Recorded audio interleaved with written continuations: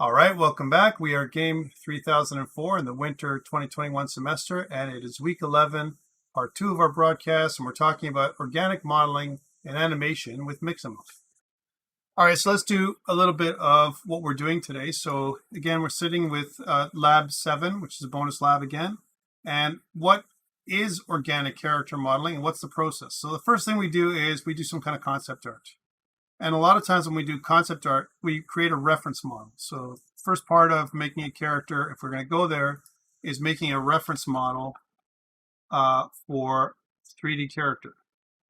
And that really consists of when you look at a reference model, a lot of times you want a couple of poses is what you're looking at. So some artists, again, you might have different people doing this too, is you have, kind of a front-on pose as well as a side pose. You may have a 3/4 pose like this on the front and on the back. And this is a lot of times to kind of describe what the model is going to look like in terms of texturing. So a lot of times it'll be drawn. This is actually a lot of times hand-drawn. So this looks like a 3D model that's been turned around. But sometimes you might have a drawing that you use as a reference, all right, for some of the models. I'm just grabbing random stuff that we see here on the web, and you can see sometimes in this case that you might have a character reference model that has the front side, the side with no arm, and then plus the back. Sometimes they also have the arm by itself, right? So they kind of remove the arm, and they have any kind of props that are involved as well. So this is kind of the process. They kind of make props. They kind of show you what those look like, kind of a close-up of the face and different other details. So this is an example of a character reference. And from the character reference, you can, especially if it's drawn properly, what you can do is you can use these in a program like Blender or Maya or other creational programs. And what you want to do there is you want to create a model, a 3D model that kind of matches this. And a lot of times you start off with a prototype or kind of broad strokes. So sometimes what happens is you'll use a program. You can use Blender. Let's look at Blender, what you can do. Again, this is for you to not to do, but actually to watch, right? So again, if I have my Blender model, and right now, let's get rid of that. And let's add in a sphere. And let's suppose I want to start modeling a head or something like that with a sphere, all right, as an example. So that is something that you might have, right? But this is not enough detail. You see that there are quite a few subdivisions here, but what you want is more subdivisions than this. So we tab in, we can see that there's quite a few vertices, and what we need is a lot more than this. So a good example would be is I want to subdivide this like 10 more times. And then you're going to see this many verts. And you're looking at it going like, whoa, there's so many vertices. How the heck are we going to use this? This is not a model that you would use if you were going to do something like this in game. We start with something like this. We model with something like this. Then we retopologize later. So this is also not using voxels. This is actually using vertices, which is not a great way of sculpting. But let's suppose we did it in Blender like this. Then what I can do is I can go into the sculpting view, right? And even though it's the same, it looks the same in terms of the way the model is, it's not smooth or anything else. You can use a tool like different kinds of brushes in Blender with different, kind of a different radius if you want to kind of, create that geometry or to deform the geometry that you want to create. So let's say, for example, I want to have something like this. You can do that, but you need enough geometry to go in there and sculpt. If you tried to do this with a less number of vertices and stuff, you wouldn't have much success because it can only deform the vertices that exist, kind of thing, as an example, right? So, this is the thing that you'd have to do. You'd have to sit there and say, okay, well, I want to have, kind of a model like this, and then, how would I add, kind of details to the model? Like, what would I do there? And this is the kind of stuff that you would do. There's different brushes. Different brushes provide you with different techniques, right? And different effects in terms of, things like making it a little bit, kind of sharper or more defined cuts. making more broad strokes, doing things like smooth functionality, which actually is kind of destructive in many ways, right? And you have limitations on what you can do with Blender. So there are better tools out there than this. Obviously, this is workable at this level, but you want to start with something like this and then retopologize. And we'll get back to that in a second. So let's not use Blender. There's other tools out there. I would say the de facto standard for tools is something like ZBrush. All right, so ZBrush, again, the great advantage of using something like this is you can use voxel sculpting, and you can add, when you sculpt something with ZBrush, you get a very detailed, you can get a lot of detail with the model. It includes things like layers and whatever, but the problem with ZBrush for amateur developers or people that are not full-time 3D artists is the cost. So if you look at the store and if you go to ZBrush and I want to buy it, let's say ZBrush 2021, full user license, the perpetual user license is $895. It's a lot, that's US. And then if I want to subscribe, I can subscribe as a single user for $40 a month, US. Again, this might be, in my opinion, a little bit outside of what a student can afford. So this, may be something that we can't use. Nothing that say that you can't have access to this or even have a trial. You can definitely, kind of use this and learn how to do it with the trial version, but it's not something that you'll get full functionality out of. So this is pretty cool. The alternative to something like this is Blender or Mudbox, or what I like to use, which is 3D Coat.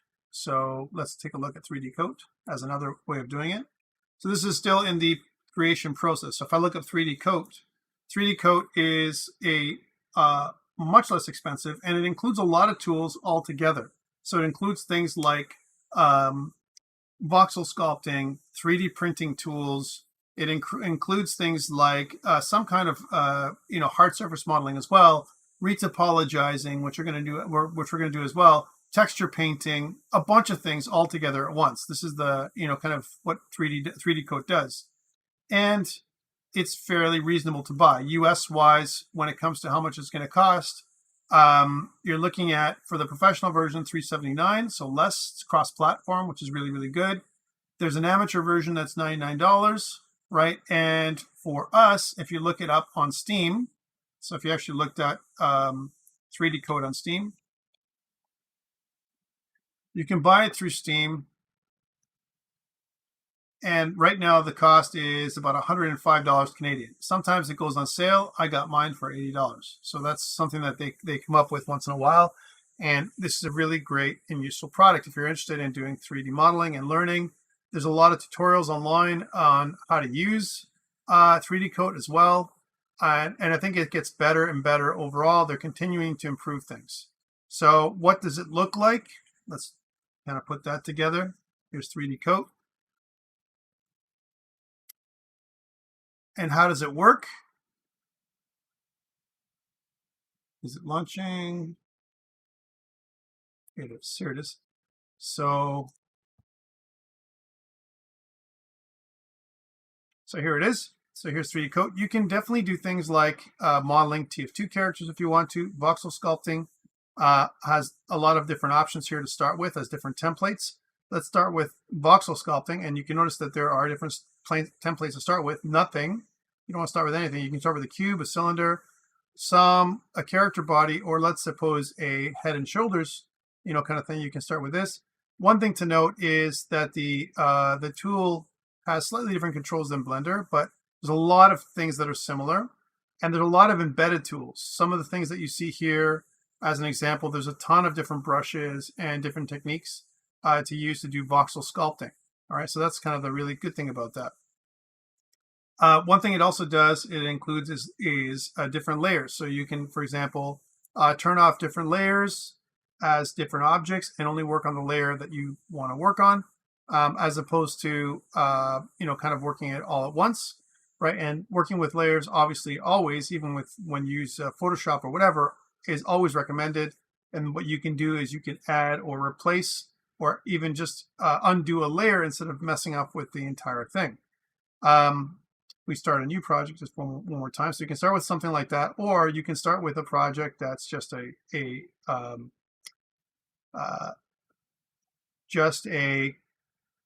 sphere, and you can do the same thing. So what you can do with this is you can, with the right mouse button, you can increase and decrease your brush size. With the middle mouse button, when your brush size is on the model, you can change the strength by using this curve. This curve that you see here, this red curve, is the strength of the brush, all right? And as an example, the default brush, which is the grow brush, right? If I do the same thing, this is using quite a bit of subdivisions, right? So this is a voxel with, let's say millions of voxels here that we normally look at, lots and lots of triangles, as an example. And then what we want to do is we iterate, or let's just undo that. We can also use symmetry. Let's put a symmetry line across the x-axis here. And if I'm going to do the same thing, it's just got some better tools in terms of how things are going. It doesn't mean that you can't do this in Blender, but the overall effect of this thing is much easier to produce when you have a tool that does it for you in terms of, the way this works. So every program has different sets of brushes, and they mean different things. So for example, if I want to sharpen the edge around something, and again, this is an iterative process where you would add, to the model to produce the effect that you want. So here you get this model. From here, you can retopologize the model into something else, and you can do that all in 3D Coat. And then from there, you can take 3D Coat and bring it into Blender for for additional work. So this is 3D Coat. It's very similar to ZBrush, but at a way cheaper cost, and it has a lot of other functionality other than just voxel sculpting. So that's another option for you. From there, once you create your model, so you have your basic model created over time, you've maybe partitioned it and used different layers for different body parts and so on, turn on and turn off different pieces, especially things like the clothing and all that kind of stuff. Those are all going to be potentially different pieces when you put things together. Then what you want to do is you want to either bring it into a program to retopologize it, or do it within the program itself. 3D Coat has retopologizing software or algorithms built in, so does Blender, but the de facto standard again is something called Topogun, which is about $100 US, right? So what you do with this one is you take a model that's been voxel sculpted, and you bring it into Topogun or something like that, and what it does is it takes the model with millions of voxels and converts it into quads. And that's the really important thing. If you notice here, the model that they're showing off here is all with quads. You want to avoid triangles when it comes to using organic modeling, as those areas will deform incorrectly or they'll break. You'll have holes in the models and that kind of stuff when you actually do animation. So this is the second step a lot of times. Between this step and the model itself, sometimes what we do is we do texture painting or texture creation before we retopologize. Actually, a lot of times we do that. And the reason for that is you can make a very high quality texture. And then what you want to do is you want to make the texture based on the model. And from that, you can derive things like normal maps that give you the shape of the model without all the details. So again, I can have a very high poly model in a voxel sculpting program, and then I create a normal map and texture. And then I retopologize the model into a lower poly model, lower polygons, less polygons. And then I apply the texture and normal map on top of it to produce a very realistic effect with much lower number of polygons. So that's the next step, okay? And then you bring it into a program like Blender, and what you want to do with Blender is you want to rig it. So that's the next step. You rig the model. Rigging means you're creating an armature of bones that you're putting into the model, so that way what you can do is, and I'll show you this in a second, you can deform the vertices that are related to each of the bones, and you can do that with weight painting. So you can paint the weights of each of the bones with relation to each of the vertices on the model. And so you can create deformation weights and maps in order for you to do that. All right, so that is kind of the process. So again, from concept to modeling to rigging, and finally then to animation. So how do we animate then finally? What we want to do with the animation process is we want to use some kind of mocap suit as an example, or a motion capture or performance studio. When I visited Ubisoft last year before COVID, what they showed me was something similar to this, where you have 80 or so cameras inside of a motion or performance capture studio, and it tracks the actor, whoever the actor is, inside the studio, and even props and all that kind of stuff has kind of these mocap points or sensors, if you will. And what you do is you have recording software, special recording software that's built in for the, or created for the mocap studio, in order for you to capture these data points for your body. And usually these data points are related to bones in the model. That's what you want to do. And so what you do is you capture the animation or the motion of the actors where they're inside the mocap suit. By the way, those mocap suits are hot and they're tight. So if they don't quite fit everybody, for me, as an example, when I tried it on, it was a little bit too plumpy for those suits. But anyways, that's just the way it is. But so actors kind of put themselves in the suit, and then what they do is they use the model that's been created, so that way, it animates according to the performance of the actor. And a lot of times we also capture the actor's facial performance with other kind of hardware that goes on top of the suit. A lot of times it's much more complicated than that. It's more of this helmet that goes on top of the actor, similar to this perhaps, but at Ubisoft it didn't quite look like this when I was there. But you get the idea. What you're going to have is a series of cameras and lights that kind of light up your face, and they track your face. With your face gets marked up as well, and so they can track your face and how it looks, and so that way your emotions and your facial responses and everything, the motion of your lips and your eyes and everything gets captured. This is quite a difficult process this time, and I know that it's going to become easier, especially with inside-out tracking for things like VR. HTC has recently produced a kind of a facial tracker for their HTC Vive that also has their HTC Vive Pro has eye tracking. So with eye tracking and with a face tracker, which tracks the bottom part of your face, you can have a very realistic face in VR. So this is coming, and if it's happening with VR, I think eventually it's going to be, there might be something that's going to track your body. And so to make motion capture and performance capture easier, so you don't need an entire studio or playground to do it. Okay, we'll see how that goes, but I think this is going to be something that is going to continue to evolve. Once you get the data points, you can export these things as a BVH file, right? So that's the kind of the file output you're going to get. And if I go back to Blender for a second, and if I go into import, you can import models, but you can also import the animation file, which is the BVH file. So if I go to import, you can see that here I've got a motion capture or BVH type file. There's other types of files that are produced as well. And some of these motion capture files have been created separately that you can apply to an armature in Blender. So you can actually go to a site. There's many sites out there that host BVH files from trials and studies, research, as well as other things where they've got some an actor or a researcher that's actually done some simple animation, run cycles, fighting, all kinds of stuff that you can get, and you can apply it to a character. You can also do, of course, yourself, and some even smaller studios, they either rent a performance capture studio from a larger one, where they can go in and they can use the the equipment to capture the performance or the animation and apply it to their model. Sometimes they buy that stuff as well, because it's a third-party studio that does the motion capture. And then we're not done yet. Once we have all the animation that's applied to the model, we give it to 3D animators, and what they do is they clean up even the performance capture animation to tighten it, to adjust it, to extend it, to make it a little bit less realistic but more dramatic. A lot of these things have been done to create your full animation for your character in a AAA studio. So very interesting stuff that's being, that's the process for the most part at a very high level.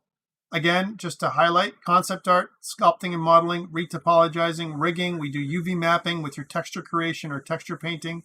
And then what we do is we do motion capture, and then we do animation tweaking. So we're going to do all of this with an app that's online for us, right? And it's called Mixamo. So you probably heard about it already. Let's get into that and try it out. So it's not quite that. What you need to do is I want you guys to sign up for adobe.com. When you have to log in to use or have a free account created to use Mixamo. And this morning session, I created a zombie character, and we'll do kind of very similar things here in this afternoon session. Let's try that out. So again, once I've logged in to Mixamo by having a free Adobe account, let's go into, there's two things you can do. You can browse characters or you can browse animations. Let's go and browse characters. So when I browse characters here, I've selected a model for the character, which is my zombie. He's right now performing an animation. We can also choose an animation in T-pose. Let's get that. So if you go to the animation section, if I type in T-pose, you'll see a little scarecrow here in T-pose. And if you click on them, it'll actually put your character in T-pose. And T-pose is a very basic, kind of starting pose for characters. Notice that whenever we have a reference pose, remember that reference model we talked about earlier, right? The reference models, you'll see them, and a lot of times they're not just like this, but actually in either A pose. So this is A pose as an example, or T pose. And T pose is very common as well. And the reason why is you get the full sense of of the way the character is laid out. So notice like A pose here, we're seeing A pose everywhere, but T pose is very popular as well. Okay, so that's something that you want to create when you have a reference model. So it's easy for me once I have my reference model to go back and to kind of reference what it's going to look like this. Okay. By the way, if you search for A pose and you go to animations, right? So if I look for A pose, you can see that there's no A pose here in Mixamo. We got T pose, but not A pose, which is fine. So even if you put it in A pose, you can realign your model in the program in T pose. One thing that's great with Mixamo is once you have your model in T pose, right, you can actually apply any of these models to them, right? So, and you can also look at the bones in Mixamo, so you can see what the bones look like. So bones, this is the armature. This is what it would look like in the program that you would use, whether it's Maya or Blender or 3D Studio Max or whatever you're going to use for animation in the future. And you can see that there's several bones that Mixamo gives you. A foot bone, the front of the foot bone, toes, the foot itself. So normally toes don't have individual bones because you're not going to move individual toes. Typically, you don't do that kind of animation. You have, kind of your shin bone. You have your kind of your upper leg bone.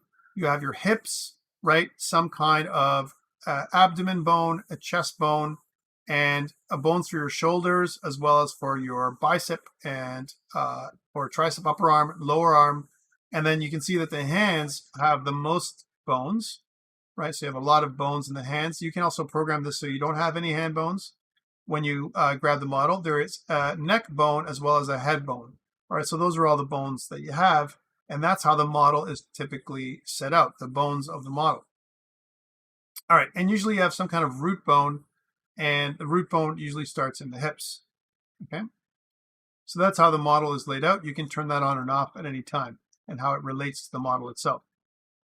Okay, so that is what Mixamo gives you. It gives you a model, right? Any model you have, you put it in T-pose, and then you choose a model that you want. Let's suppose I want to prototype a sci-fi game, right? Then what you can do is you can switch your characters to the sci-fi character that makes sense for you. There we go. Same pose, same bones, different character, right? Which is kind of what you do. You can basically, you take a skin, and this is what they do with other games, and they put it around the bones, the armature, using the same animations, right? And the skin also sometimes, especially in games like Fortnite and stuff like that, gets optimized with a different set of bones so that it makes sense. Sometimes the bones need to be spaced a little wider, or they need more bones in certain areas, especially if the character is non-humanoid or partially humanoid. Let's say like this, right? So for example, I'm humanoid, but I've got very long finger bones, right? What does the model look like underneath? You can see that the hands have been really expanded, right, for this particular model, so that the armature is different because the hands are physically bigger, right? So all they've done is they've made the bones bigger and longer, right? But more or less, the model is the same in terms of the number of bones, right? So again, depending on which one you choose, let's say we choose this kind of zombie, this case, right? So you can see that the bones would for the most part be the same. Okay. Some of them might be more. You might also have facial bones. One thing I didn't talk about is facial bones, like a jawbone, an upper jawbone, lower jawbone. You might have a bone for the tongue. And when you think about bones for the tongue, you're like, what? Well, anything that moves. Bones for the tail. If I had a tail or something like that, I would have bones for the tail. Sometimes I have bones for the hair if I want my hair to behave in a certain way. You can put bones to deform any of the parts of the mesh that you want in your model. Okay, bones for the cape. Some people put bones in the cape, or bones for a whip, or anything like that you want to behave naturally. All right, so that is armatures. And again, I want to go back with the other zombie. So let's just search for a zombie model. Again, you can choose whatever model you want for this exercise. It doesn't matter, right? So again, I'm going to choose the zombie that I like, which is Romero, right? And for this exercise. So I'm just going to use this character as my model. Wonderful. And now what I want to choose is a set of animations. But first, before we get to the set of animations, I want to save my model in T-pose. Let's do that. So again, I'm going to download the model. And notice what it says is there's some options here for downloading, some settings. Now I've kept mine. One of the settings you want to adjust is this one, format. You want to set it to FBX for Unity, or that's important to set that up. I want to have it with skin. I don't want to do keyframe reduction. We'll do that in Unity. And I'm choosing 60 frames per second. Oh, I did choose 60 frames per second earlier. Today, I'm going to go lower. When I chose 60 frames per second earlier today, it produced a 100 megabyte model. I'm hoping that a 30 megabyte or 30 frames per second model is going to be still okay, but a lot less meatier in terms of how big it is, especially for mobile. So let's download this. So this is the first part that we do together, you and I, guys, for your lab exercise here.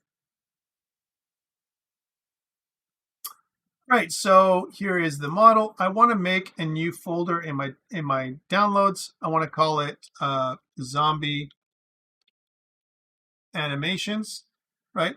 And I want to put my file, which is in T-pose. So I'm going to say zombie here, or rename it, zombie at, and the type of pose, T-pose, zombie at T-pose.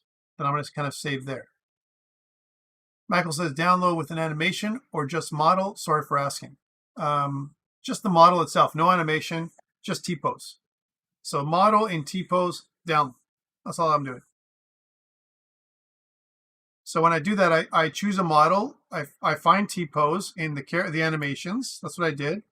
So I went and searched for T-pose here. When I found T-pose, I find the scarecrow in T-pose here. I can apply T-pose to the model I've chosen, right?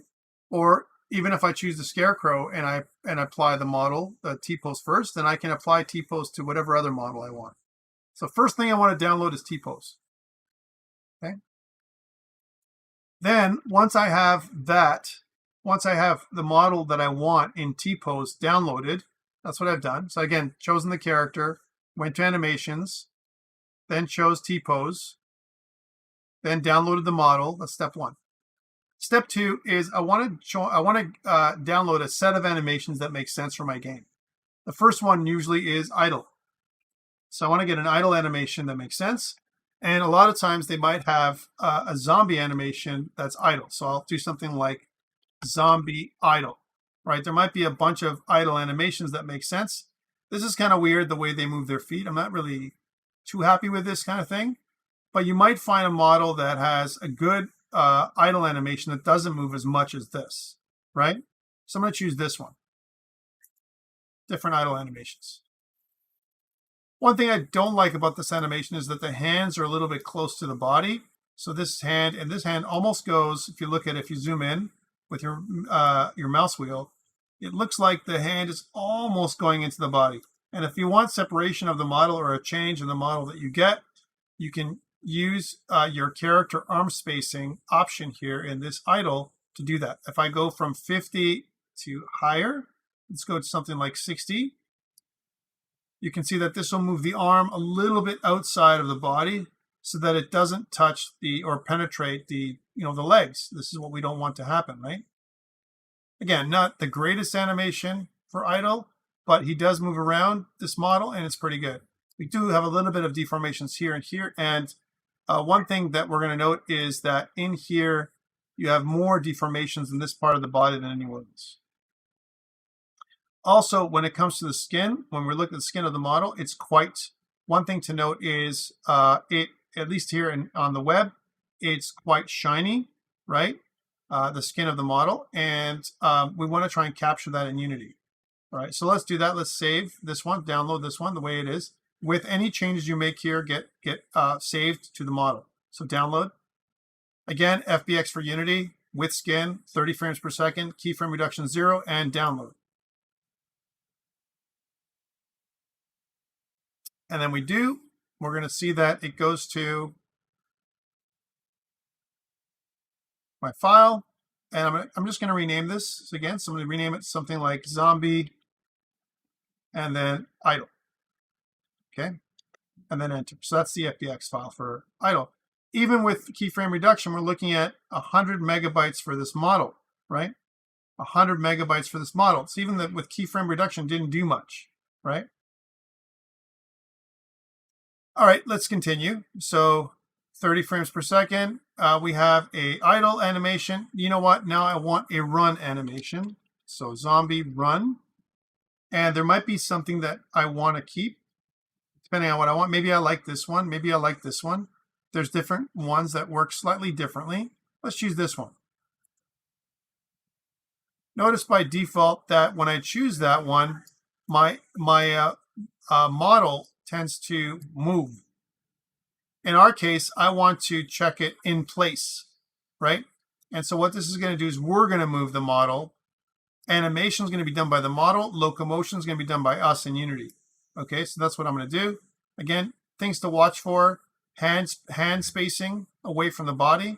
If you change the character spacing so that the hands, remember 50. If I change the character spacing so the hands are too close, you might have weird clipping. Okay, but if you like it, it's okay, right? I'm just telling you, sometimes what happens is if you look close enough that the hand passes through the leg, we don't want that to happen. So that's why we put the hand spacing somewhere that makes sense. If 50 is too wide, right, as an example, we might loosen it to 30 or something like that, but we don't want the model risk of penetrating with its hands. So let's keep it at something like 30. We can actually press on this and change the value. Okay, there it is. I can also trim the number of frames that I want, right? So we have a number of frames we can trim to reduce the cost, and we can increase or decrease the speed, and we can overdrive the model so it does, it performs differently. So again, if I increase the speed, right?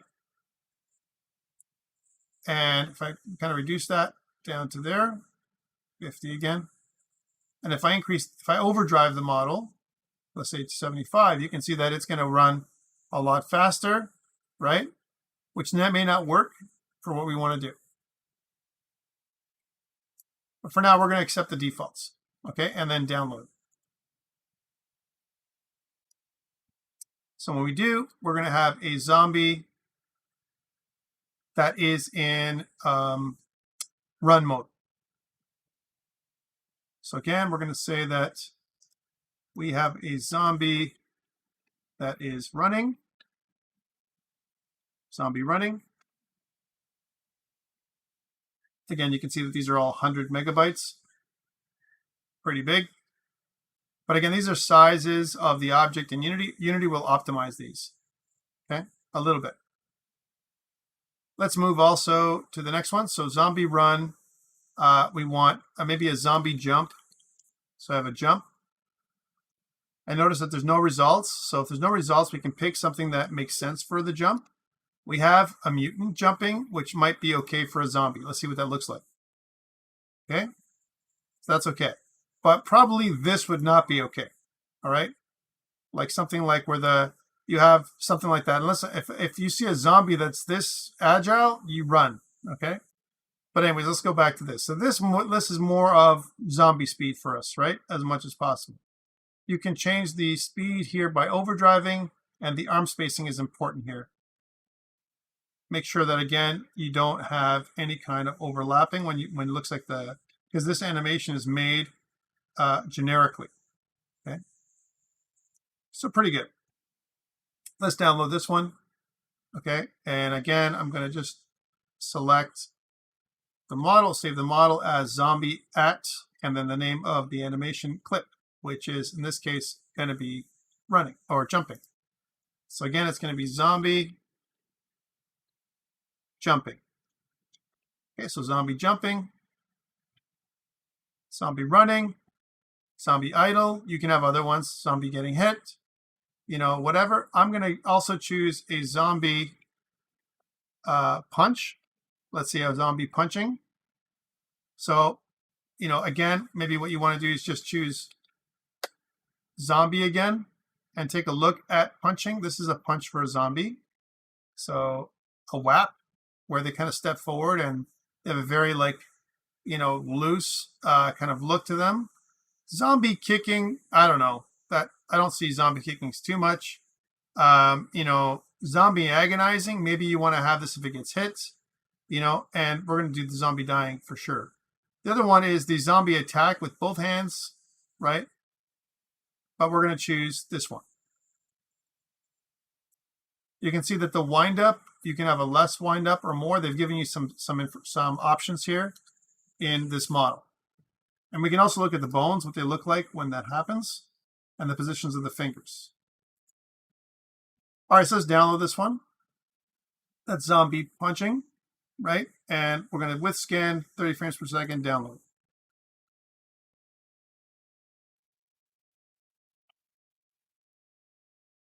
Okay. There we go. We're going to just choose zombie here. And we're going to go to punching. And we're going to save. So pretty straightforward. One more. We want zombie dying. I think this one's a pretty good one. So it's like, the zombie kind of goes down and dies, right? I'm not sure if we'll get to this one. Again, I didn't have, so it's hard to put all these in place. There's other zombie dying animations here as well. So take a look and see what makes sense for you if you're going to choose a zombie at all. All right. So zombie death can fall backwards, right? Right. But there's also zombie dying this way. I think this is a better one. Zombie crawl, that's pretty cool too. If we had such a thing, if they were damaged, that's a really good one. I like that one a lot. So let's do the zombie death. So here it is. Again, same thing, same options. I'm not changing anything. We're just changing the name.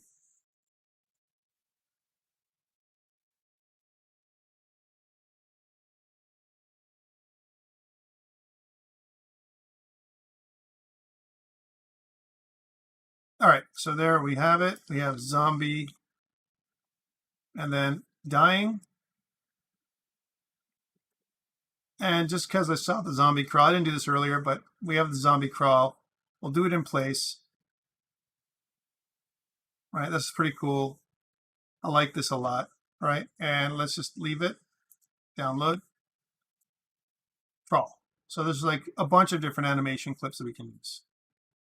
Again, really good, and you got to figure what the actor was doing here when they were doing this motion capture. Okay. So this is zombie.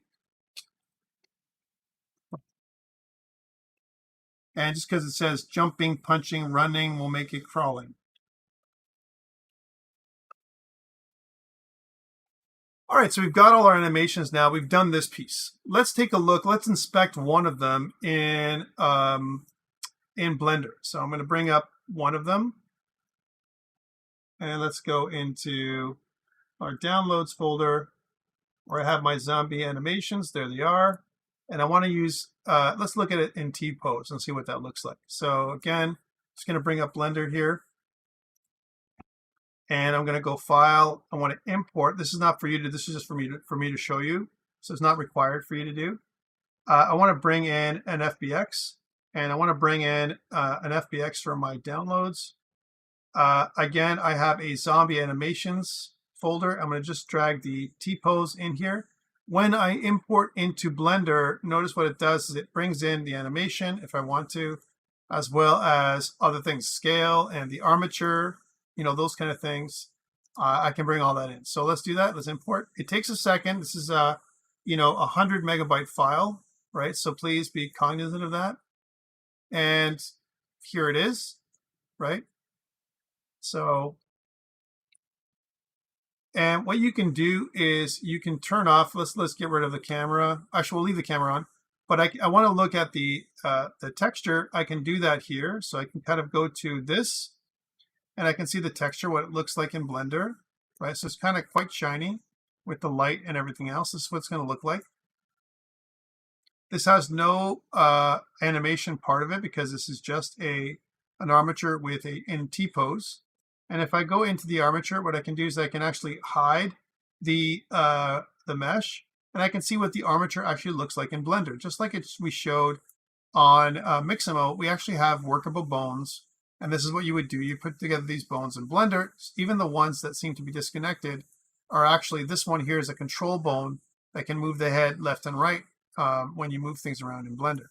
And you can see you have multiple spine bones, the ones that are inside the root, and each one of these bones, if I select them, so if I go to edit, what I can do is I can select each of the bones here, and each bone, which is part of the spine, is going to tell you, its name. It's going to have its own name as part of the armature and a bunch of other stuff.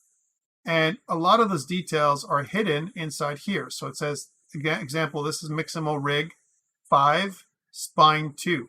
So I can look down at this one. This is spine 1, so this is the first spine bone. And this one is going to be the spine. And then this one down here is going to be part of the hips. And this is probably right here, your main bone right here. This is your root bone, chances are. Hips, because everything else come from there, right? The other one is the shoulders. You can see that that is the right shoulder and that is the left shoulder. They're named bones. That's how usually they work when you rig things together. You can see the hand bones. There's quite a few of them. That's why hands are so difficult to do. And to position. So certainly you can make this on your own, but getting something that your model pre-rigged, might make your life a lot easier. A lot of times they also have rigs that you can download. Blender has all kinds of automatic rigging as well that you can bring into place. So does Maya and others, right? So it's not like you're only dealing with kind of one option for rigging. Eventually, though, you may want to modify or create your own rigs. And the reason why you want to do that is for weight painting. All right, so if I go back, let's put the model back so you can see it again. This is what the model would look like. Notice when I go into edit mode, it actually relaxes or, kind of applies the bones, the mesh to the bones when I go into edit mode, right? So if I was to select a bone and I want to move it, there's no effect here in edit mode, right? But, right, as an example, if I'm in animation, right, then in animation mode, I might have a different way of doing things, where if I move the bone around, I might have a response from the model, right? So that's kind of stuff that you can do. Again, it really depends on the object that you're connecting with, all right? One other thing to note is that's so you have your armature, and your armature is actually your parent, and your mesh is your child object in a Blender, and that's how it works in Unity as well. Okay, let's go back to one thing. Texture painting is something else. In texture painting mode, what you have is, and this is not just in Blender, but also in Unity when it comes through. Each bone is related to the texture. Let's go back into your basic texture here. So the texture is painted according to the weight of the bones, right? So noticing we're in pose mode right here. And what I can do is I can go into object mode for a second. Here's object mode. And by the way, all the modes are just the same. They've just specialized views, if you will. So if I go into default layout, if I go into layout view, I can still see, I can go still into object mode or edit mode or pose mode. So pose mode again, if the bones are created good enough, I can create a pose here in pose mode, where I can modify the bones the way I like. Again, if I look at the armature, I can also do things like see the armature through the mesh, and there's options for that. Okay, there's the armature, and you can see that where the bone groups are and what the pose library is, if there's a pose library, and so on, and any kind of motion path. So let's take a look. This is what the T-pose looks like. What about if I bring in, so I'm going to go new. What if I bring in another one instead of T-pose? What if I bring in another one, for example, the run model, the run motion? So let's bring that in. So import, and let's bring in from my downloads, let's bring in my zombie animations, the running animation. Okay, let's take a look at that. Again, what you're going to see is the model in the default start pose. Okay, but let's take a look at the armature. And if I go into from object mode to pose mode, right, and I select the bones of the model, right? So if I select instead of the armature itself, so there's the armature, there's the animations. You can see that what the animation looks like. There's the animation layer, and here's the pose with the hips. So you can see that down below inside the model, you have each of the keyframes for the animation, right? So what they've done is they've got at least 30 keyframes. They've reduced it to 30 keyframes. If I kind of zoom in, and then I can literally move from one keyframe to the other, and you can see how it deforms the model from one keyframe from the other. So what I'm doing is I'm doing keyframe-based animation for the 3D model. That's what I'm doing. And all I'm doing is deforming the model based on the bone positions. Okay. That's how it works. Okay, awesome. So I've got these, and I want to bring it into Unity. Well, we have a starter for Unity. So I'm going to go into the starter file right now that I've asked you to. It's up on GitHub, right? So I'm going to go into that, and I've already downloaded it. Save time. And here is the, well, I've got the zombie animations file I used for the last project. Let's delete this one. And I'm going to bring in the zombie animations file from our project. Again, just to show you what that looks like. So the same zombie animations folder that we just saw, bring that in. There it is. And I want to make a brand new project. So I'm going to use the download, which is 10B. The final from last week was the starter from this week, like we normally do. So that way you can start your labs anytime you want. I'm going to unzip it here. And I'm going to go into this one and rename it to week 11B. Okay, there it is. I don't need this anymore. I can get rid of that. And then what I want to do is I want to start Unity Hub. That was from earlier today. Start Unity Hub.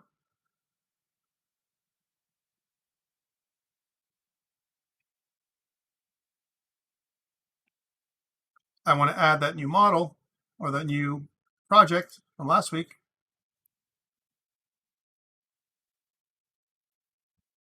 It's going to add it here, and I'm going to start it.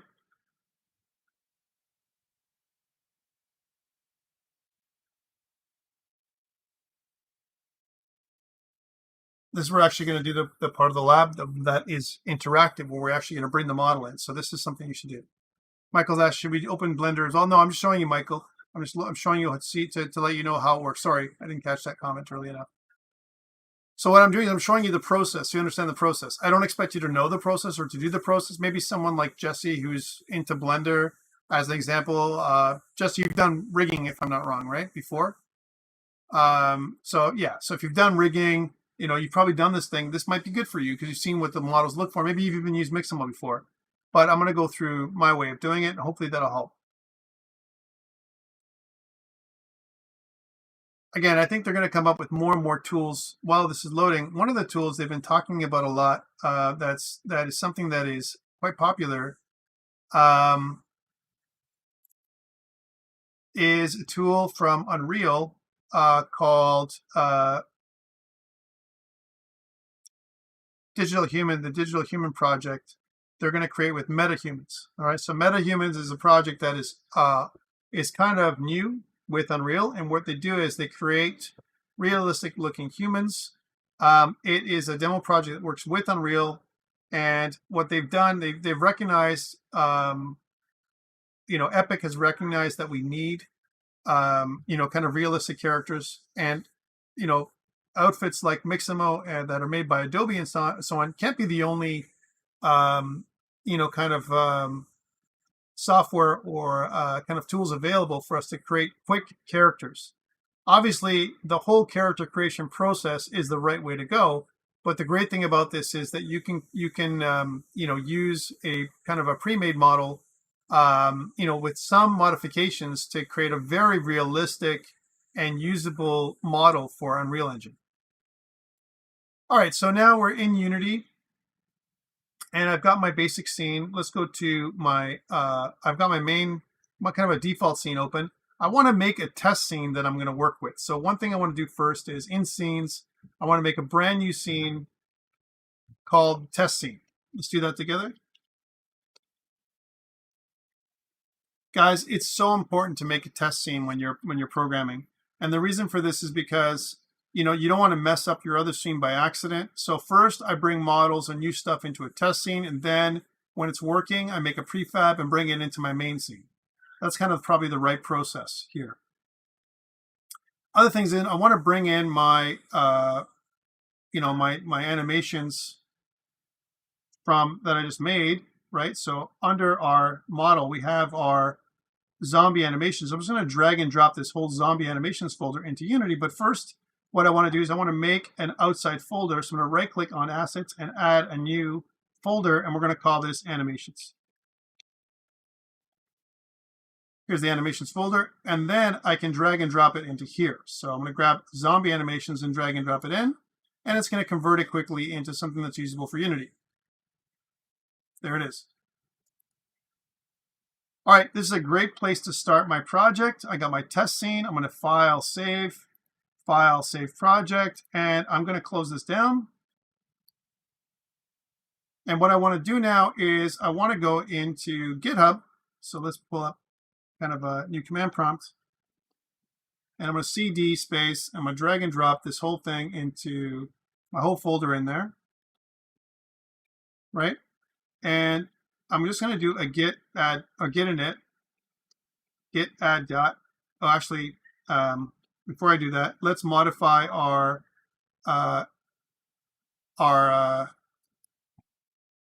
README file.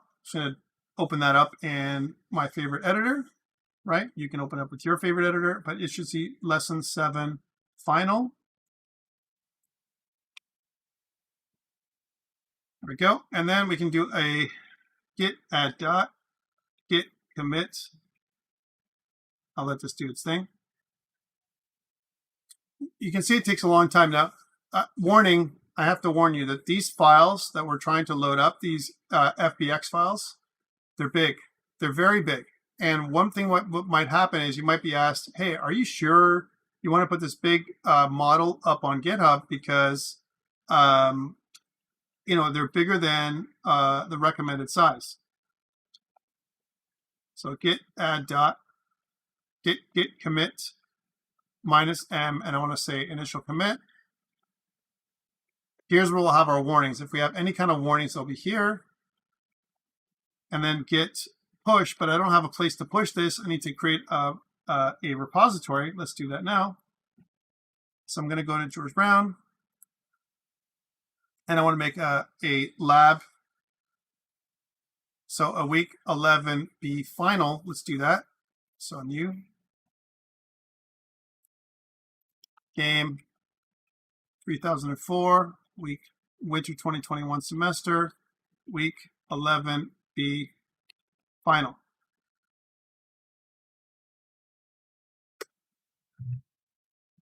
Totally agree with you, Jess. He just says big reason he wants to make its own models to keep the file size under control. You can just see how big these models are, right? 100 megabytes each.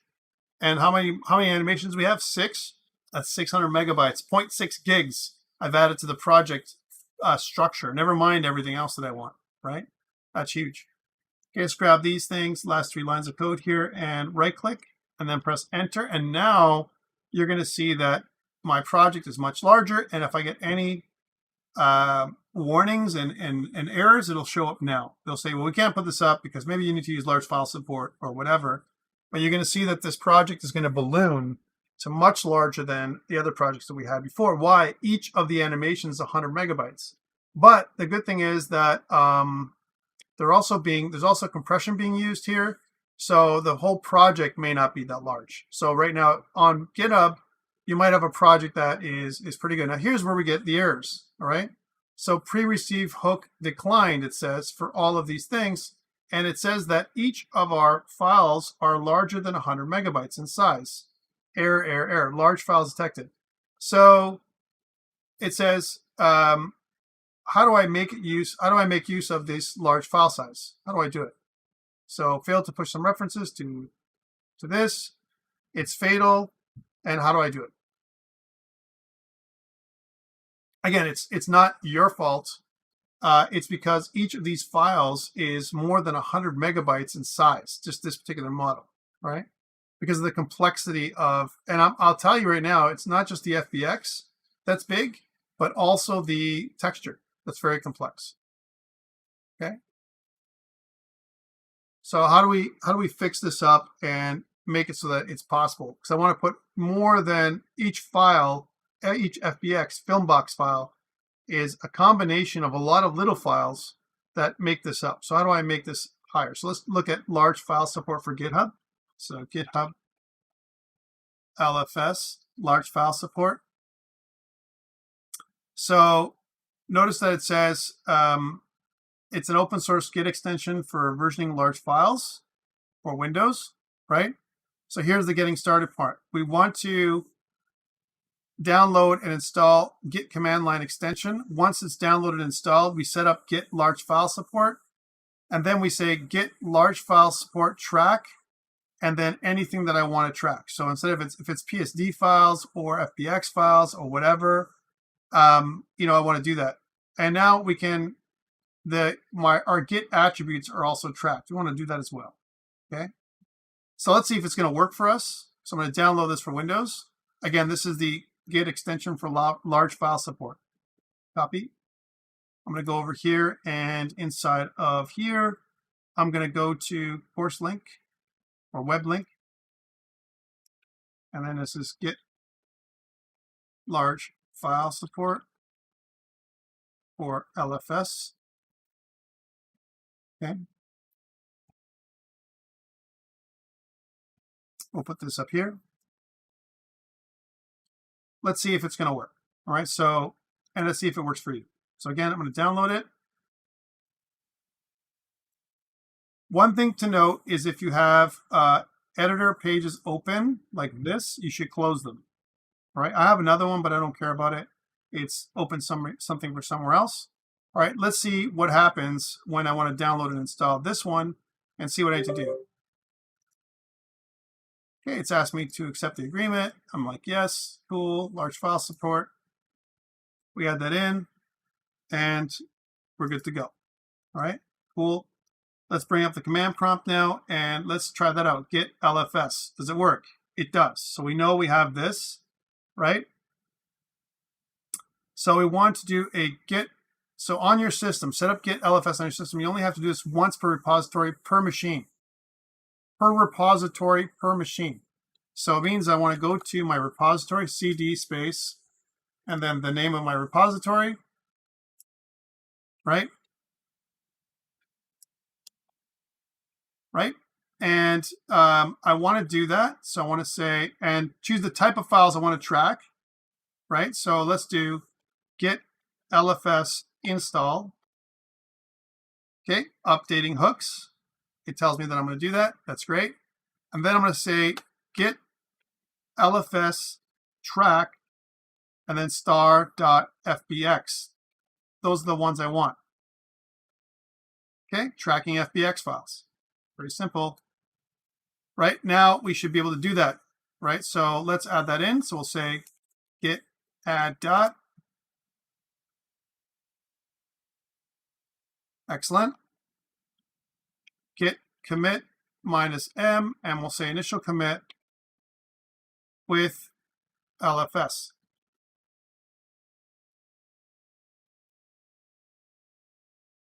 Right? Git push.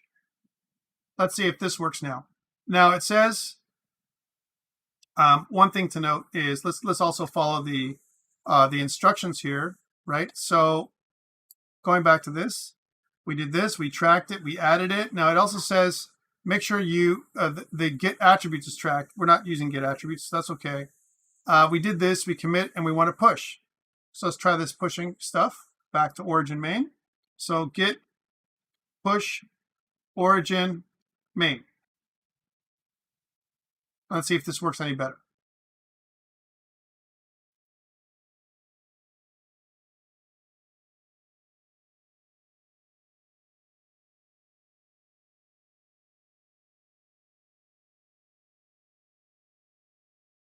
Again, I have a pretty good upload rate, so I'm uploading at 11 megabits per second. Yours might be different, and it might take longer.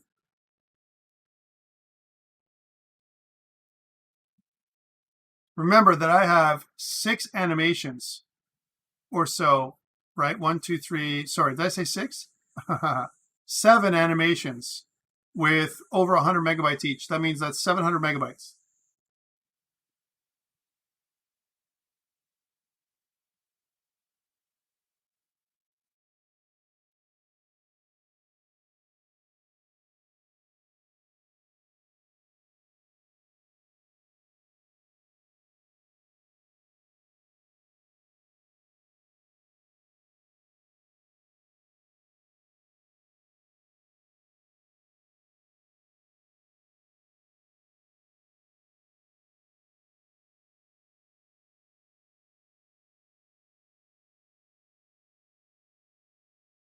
I'm just waiting for this to all upgrade. You notice that there's another set of writing objects that are lower. So the first part is let's load up all these heavy duty objects. I want to store them, right? And then the next part is let's upload my regular project as well. And if we do everything properly, and if we didn't mess up here, then we should be okay. Okay, so here's another one. It says error, failed to push, right? It says here's the final thing that we did, right? And it says large files detected. You may want to try get large file storage.com. All right, so maybe I have to also do something there. Let's see what I can do. It's pre-received decline. Let's see. So I did everything, but what did it do online for me? Did it actually do what I've asked you to do? So no, it didn't. All right, so how do I do this part now? Which is the get file large file store. So it's git-lfs.github.com. Let's try that out.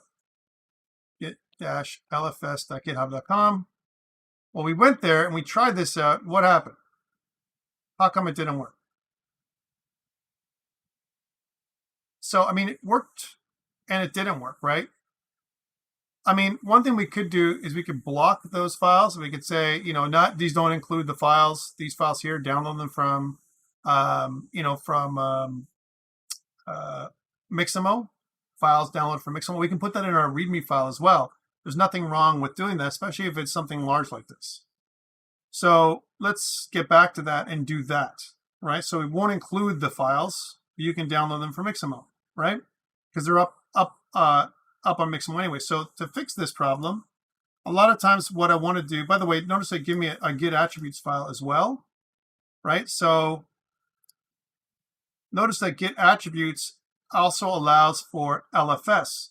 And one thing we didn't do that it told me to do was this part, which is git add git attributes. Okay, so let's get rid of the git folder for a second. So I'm just going to get rid of the Git folder. And one more time I'll try. And if not, I'll just remove those. I will ignore them in our package. Okay, because that's important. It's almost like ignoring the builds folder. Okay. So let's try it again. So we'll say that git init, right? And we're going to do this. We're going to say git add dot. And we're going to do that. And then we're going to do the other part where it says, okay, look, let's git LFS install. All right, we'll do that next. So git LFS install. Right, we initialized those things. Let's try it again. Git LFS track star.fbx. Okay, FBX already supported because that is in our Git attributes file. Git add.git attributes. Right, so we add that in to the files, right?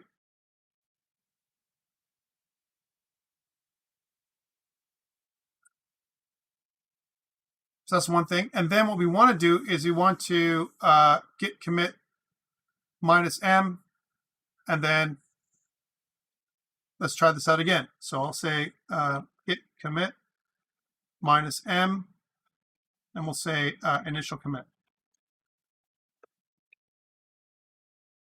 So this is good. These are all the files that are being tracked. And let's see if this is going to work any differently.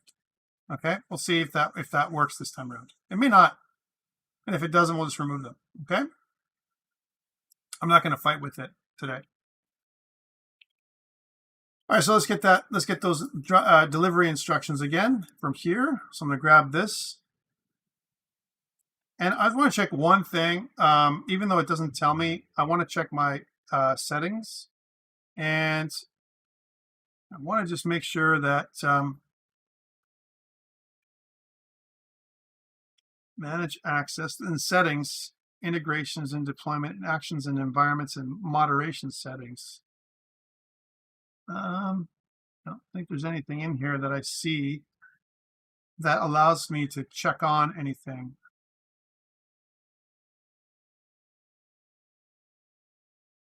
But I just want to check this before. Oh, there it is. Look at that.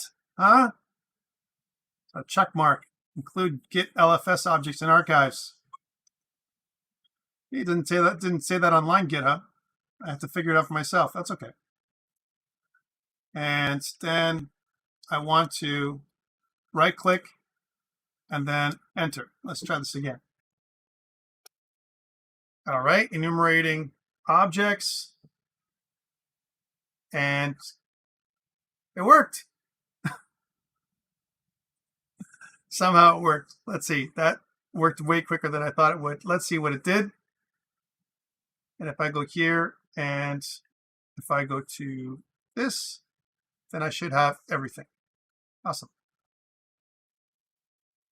That was easy. I guess the first push actually pushed it into an archive, and then now it's able to be used. So if I go to assets, and if I go to animations, and if I go to zombie animations, I should see them here. Wonderful. That's pretty good. All right, great. So now that I have that, let's pull that up. That fixed my problem. And did I pull up the wrong one? I think I did.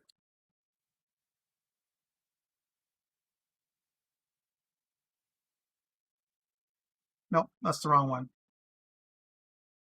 That is the wrong one. Let's add that in. So what I meant to do is go add and go to this one and then click select. And then I can push this one up.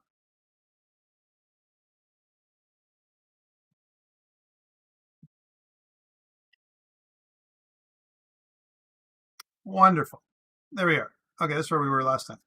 So scenes, I want to go into my test scene and I want to make some adjustments. I want to add, let's just for now, I want to move the simulator out of here and put it over here, just so I give myself some more room in my scene while I'm testing. So I'm going to go, I want to create a new 3D object called cube, and I want to make this the ground.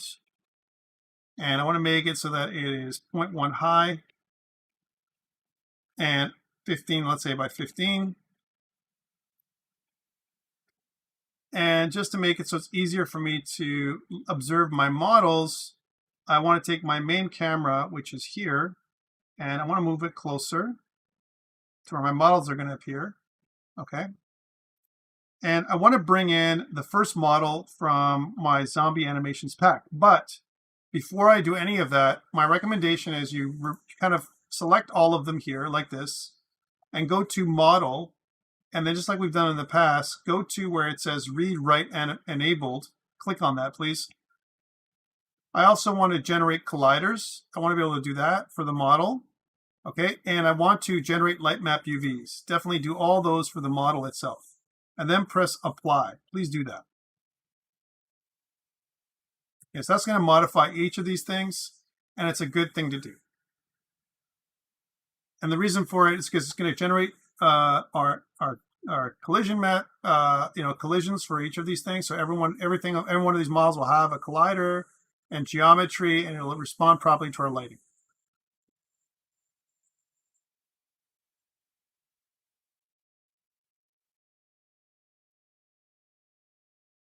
Okay, next, what I want to do is I want to keep everything selected, and I want to go to materials because they're using the same. It says material editing is not supported in multiple things. It's okay because they're using the same material. I'm going to go to T-pose here, and I'm going to go to the materials, and I want to extract materials. Notice there's going to be two materials, CH10 body and CH10 body 1. Let's do that. So I'm going to say that extract materials. I'm going to put it inside of my materials folder and select that folder.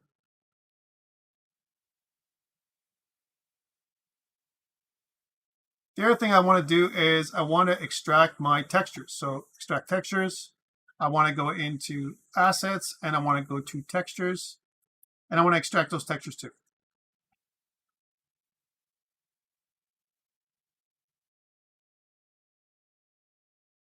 So I want to do all that work first.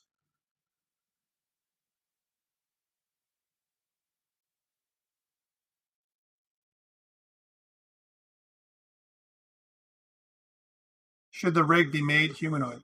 Yep, we're going to do that in a second. I'm just extracting the textures here. It's going to take a second to do.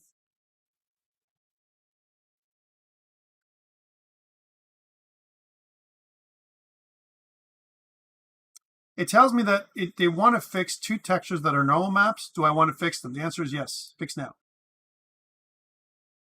And now that I have the textures that are normal map, I'm going to take my T-pose, which I've been working with. And one thing is, so the model has this. This is scale factor 1. Right? I may decide to change this. Okay, just letting you know. Right? My animations is here. Right? So you see, if I have keyframe reduction, it's done here. Okay. So that's something that we want to look at. The rig that you talked about has no avatar, right? And the type is generic. I want to make it humanoid, definitely. And what it says here, I want to create my animation type from my model. Let's click create from model and click apply. It's going to create a avatar. Awesome. Excellent. So now, once I've done all that work, I can pull my model, my T-pose, that's the one I want, into Unity.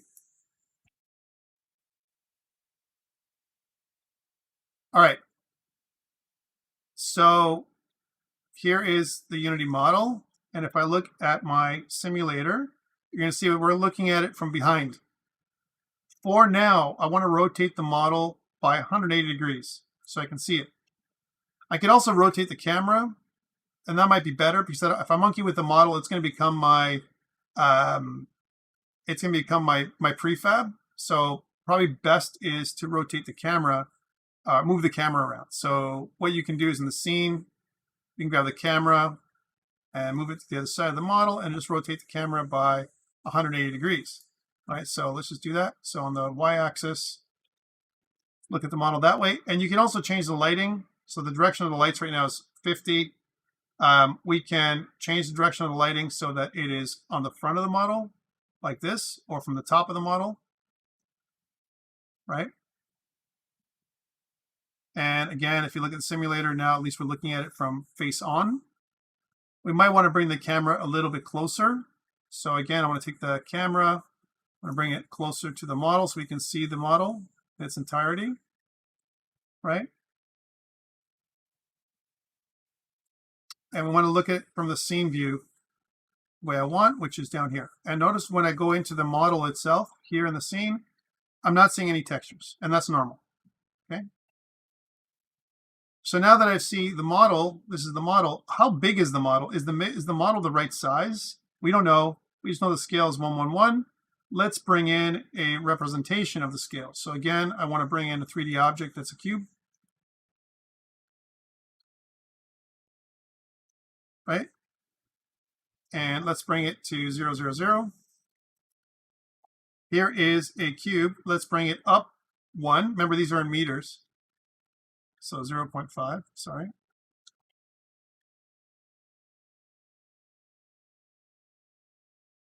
Yeah, it won't. I have to kind of set the material up in a second, Michael, you'll see. So this is the cube. Take a look at the cube, and normally this is like a meter high, right? And look at the model. So the model is, I mean, not quite the right size. It might be too small for our thing. We may have to go in and just using the cube as an idea, right? If I have 2 of these cubes, so let's say I kind of duplicate the cube and I put it up here, right? And I snap 2, so I take the vertex snapping and snap it on. That is kind of a 2-meter model, and you can see that this model is slightly lower than that. We may decide to make the model bigger. In order for me to change that, to check the scale, we'll check it afterwards, but my guess is we're going to have to make the whole model bigger, okay? Just because I'm looking at the cube, 2 cubes, and it looks like it's about the right size, but we don't know. All right, so model looks pretty good, but there's no texture. What we want to do is we want to go to the materials, and I look at CH body. Notice CH body 1 has no textures associated with any of the channels. This is normal.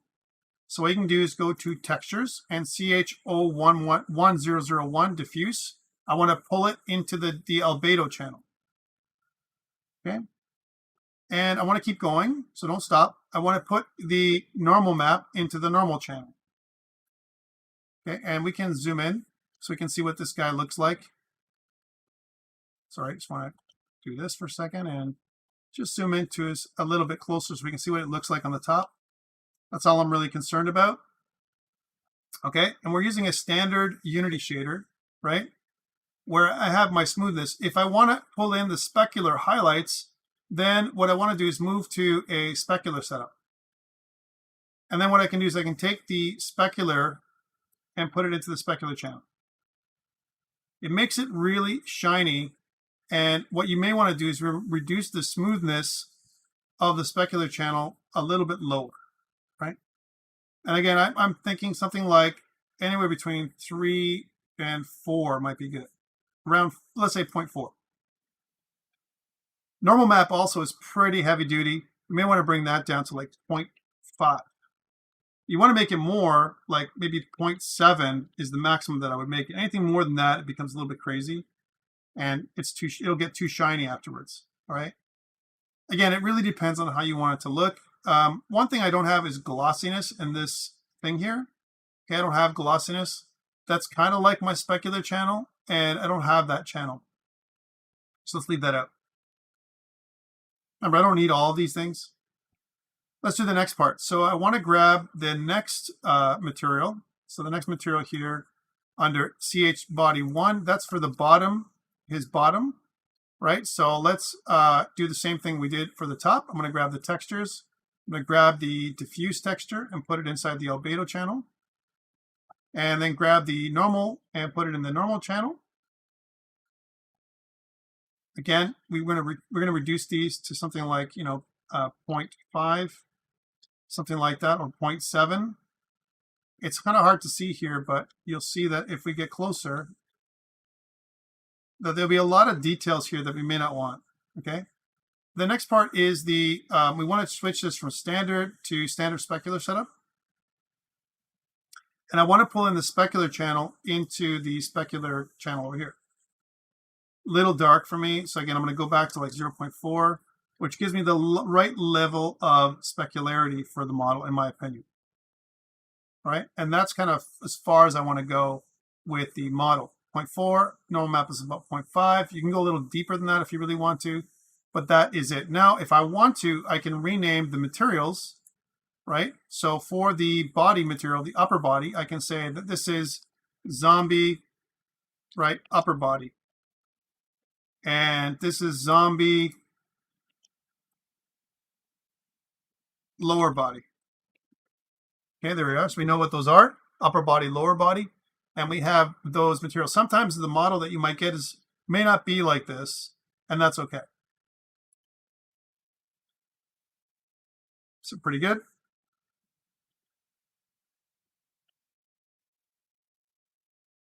Okay, I'm just getting in there so you can see this guy. There we go. That's pretty good in terms of his thing. Now let's rename this guy. So instead of zombie T-pose, we'll name it zombie. Okay. We don't have a controller, and what I want to do is I want to go back into the animations folder and add a controller. So create a new animation controller or animator controller. We're going to call this zombie animator controller. Okay, and we're going to pull this into the zombie controller area here, right? Reference. Okay, that's what this zombie animator controller is. If we double click on this, it'll bring up this, which is our animation controller. And simply what I want to do is I want to go into each one of these animations and grab each of the states. I don't care about T-pose. T-pose is just our base model, right? We want to go into idle. And where it says idle itself here, that's the one I want to pull in. But when we go back into our zombie, I want to click on animations. And I want to click on, for idle specifically, I want to have loop time. Loop time means it's going to loop forever. And again, we've done this before last semester, guys. But I want to talk about that with you this semester again to remind you. So again, just making this a little tighter so we can see everything. So that's zombie idle. Let's look at other ones. So zombie running, that's also going to have loop time. But not all of them will, right? Let's pull that in.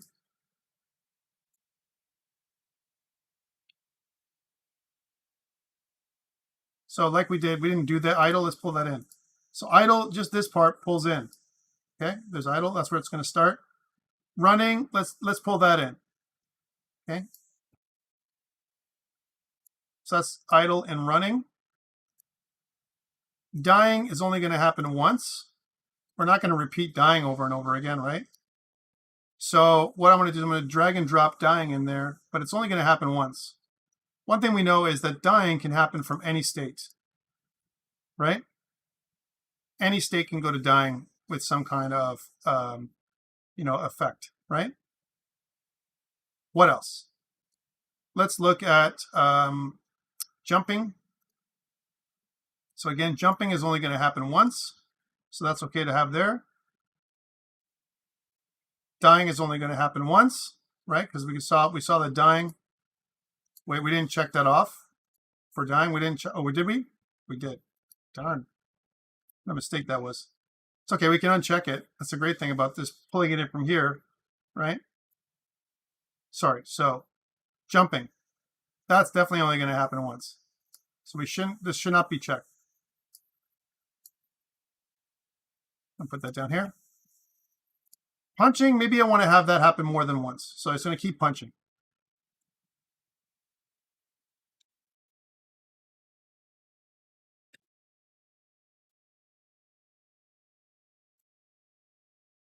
Okay, so there's our animations. Idle, running, jumping, punching, and dying. Is there one I'm missing? Crawling. Crawling is going to keep going. We're going to keep crawling for this one. And again, this is an extra one that I had this time around just because I felt like it, because I like the animation. All right, cool. So those are all the animation states. We know that we can go to dying. I'm going to set up, again, the controller very simply. So just like we did, I'm not going to choose blend states or anything like that this time around. Just like we did last semester, I'm just going to set it up the same way, right? So, and you can make it as complex as you want, but it's a little out of scope for this course, what we're doing. So I'm going to go here, and I'm going to add a new parameter called an integer parameter. And I'm going to call this anim state, just like we did last semester, same name. Anim state will start at 0. And what I want to do is I want to start linking these things together, right? So I want to say that from idle, so my idle animation here, okay, so in the inspector, here's my idle animation. I want to say that transitioning to the idle animation is going to be the first animation, but I want to go from idle to running. So let's make a transition to running. And then from idle, I also want to be able to go, can I go from idle to jumping? Not really, because why would I jump? It's a zombie, right? Maybe in another game, if I had a character controller, I could do this, but a zombie, maybe not. So from running to jumping, yes. From jumping back to running, yes. From jumping back to idle, yes, right? Maybe I want to go back to idle, but I can't get to idle from jumping. I can't get to jumping from idle. In this scenario, how about punching? Can I go from idle to punching? Yes. Can I go from punching to jumping? No. You have to run to jump, okay? It's a zombie. Can I go from punching to running? Yes. Can I go from running to punching? Yes.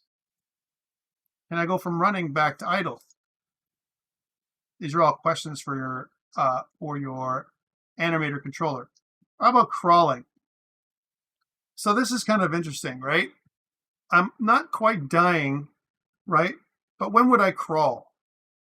It's like almost like I've lost part of my legs. So once I start crawling, I mean, I'm in there and I'm not going to be able to. It's almost like a different set of states. And I brought it in just because it's neat, but I don't know if I'd include it in this standard set. I might have another layer where I'm dying, and as in like I've been hurt. This is kind of my regular layer where I can punch and run and jump. And there might be another layer altogether where I might use crawling, where I'm hurt or I'm getting disabled. I'm still alive, but I'm going to die, right? So I'm not going to even include this, even though I've brought the animation in because it's neat and I want to show you what it looks like. I don't think it's necessary. So let's just delete that. And you can do that with your animation. You can have some animations you use and some that you don't. All right, so how about the numbers? So this is 0. I want to go from idle to running. So that is going to be a new state where I'm going to make it equal to 1. Again, you may not like this. You may also want to do blend trees, which might be a little bit more complex. It's up to you. I don't think it's necessary though. From running back to idle, again, I'm going to go back to 0. So again, from here to there, that's going to be 1. From here to there, it's going to be 0. So this is 1. So Russ, we're going to make an enumeration for this, right? From running to jumping, that's going to be 2, right? Jumping back to running, that's going to be back to 1. From jumping back to idle, that's going to be equal to 0. There's no jumping to punching.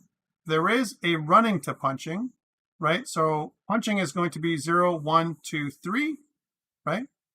So this is going to be 3. And this will be 3. So idle to punching, right? And then from punching back to running. Again, you can set up your animated controller the way you like, but the most important thing is that it makes sense for your game. What about this state? The dying state. It'll be state 4. So 0, 1, 2, 3, and then 4. Punch, go to idle. Yeah, it should. I guess you could go from punching to idle. There we go. But what about dying? Dying can go from any state to dying. And we're going to make it so that the anim state is going to be equal to 4. So 0, 1, 2, 3, 4. From any state, you can go to 4. And why? Because otherwise I'd have to link this. All of these could link to dying. And so you might as well put this over here. Right? Awesome. Let's do another couple things here. One is I don't want to have any of these exit times. So the exit time is going to be removed. If you wanted to, you can totally do that for a different type of animation effect. I don't want to do that. In this case, I'm not going to have exit time. Same thing with these. And we'll do a final audit. So here, that's 3, going back to 1. That's 1, going back to 0. That's going back to 0. That's going from 1 to 2, going back to 1. And I think we're good to go. I'm not changing the timings. Not today. And this, there's no exit time, and it's going to fall. There we go. We have our animation states. It's simple, but it's going to work. All right, so that is our animator controller, and it's assigned for our little guy, right? We're starting with idle, so therefore, if I run the package right now the way it is, I should see my animation running, not halfway into the floor, running with idle. So what happened? What happened here? Why did it sink me into the floor? What did it do? Kind of made me go right half into the floor here, right? So if I stop, we're back to there, but then what happened?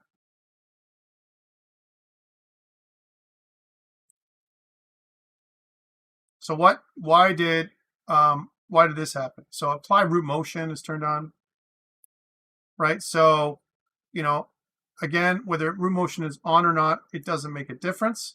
But which state am I in right now? So if I look at the animator, it's looking at the idle state, but the idle state's not even running.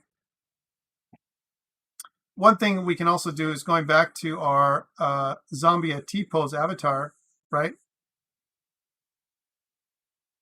We never rigged the idle to humanoid. We shouldn't need to do that, right? That's what I'm saying. Like, so this T-pose, right, we're in the animation. So if I look at animation or rig, right, animation type is humanoid, right? If I make it generic, right, and just bear with me when I do this, and if I say root node none, apply, and what if I run it now? Does it make a difference? Does it change anything? Now we're okay somehow. So even though it's a humanoid, I find that, I let it happen. I was curious, but this is normally what I do. So notice what it does, it runs properly. A little bit of shaky feet, and the feet look like they're in the ground, but that's not that's not this guy's fault. That's my fault, because I made a ground that is 0.1.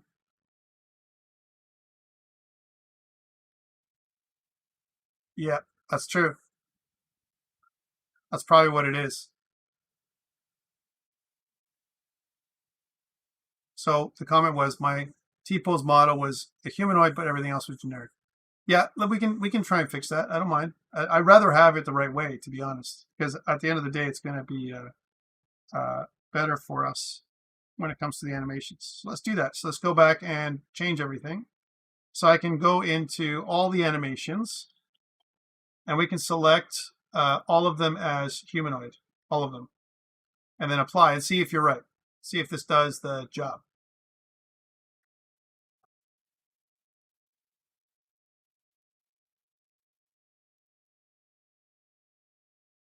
And using, from a skin weights perspective, is using standard 4 bones. That's like high res in terms of the way it works. When we put this out to mobile, we may notice it being different than this. So we have to think about the skin weights of objects.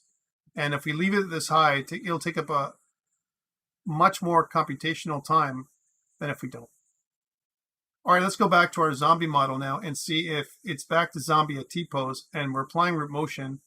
the update root is normal, right? And let's see if that made a difference or if it made it worse. Okay, thank you for that. That worked. And that's humanoid. That's awesome. All right, great. So we have our animation and it's idle and we've got this. Let's make this a prefab. So I'm going to go into, I know some people don't like doing this early, but I do. I'm going to go into prefabs and drag and drop my zombie in there, making it original prefab. And now that I've got my zombie in there and I've got my animator, let's add in my enemy behavior. So I'm going to go into my scripts. I've already got enemy behavior. Let's drag and drop that into my model. But it doesn't have a nav mesh agent. And so before we do that, we can modify my script a little bit. Let's go into that. So enemy behavior, let's bring it up. And what I can do with it is I can require 2 components from it, right? I can say from now on, whenever I use enemy behavior in a script, right, I want to say that I want to require components that is type of, an example would be nav mesh agent, this one. Require component nav mesh agent. So it's going to make sure that I get a nav mesh agent when I attach my script. The other thing I want to do is I want to require component type of, come on, type of, wow. Sorry, it's just resharper. And then what I want here is the animator controller. So I want to make sure that I have both the animator controller in here, animator controller. Okay, I want that too. Animator controller and nav mesh agent. And I want to do a public, I don't need to make these public, but I'll do it anyway. An animator controller that's going to be called controller.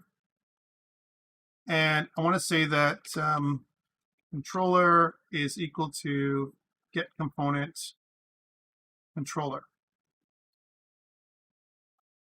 Wow. There we go. I want to do some testing. I want to start off. I know we can do idle, but for our test, we're just going to make it so that it does, I'm going to set the anim state to 1 right off. And because I'm going to have different anim states, just to appease Russ, because Russ is right about enumerations, I'm going to make a public enum that's called the enemy state or zombie state, right? And the zombie state enum is going to start off with idle. It's going to go into run. It's going to go into jump. And then it's going to go into attack or hit. Punch is what I think I called it. And then finally die. Right, so those are the different things. States. Let's serialize that, although I don't have to. All right, so now that I've got this, what I want to do is I want to say that I'm going to take my controller and I want to say that set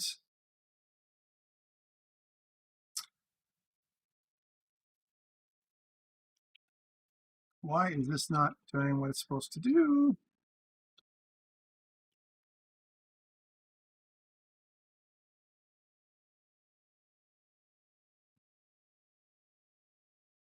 Sorry, I gotta propagate. So if I do this right now, and if I drag and drop my enemy behavior on there, then it automatically adds a nav mesh agent. I know that the stopping distance is probably going to be around 3, so let's put that in there.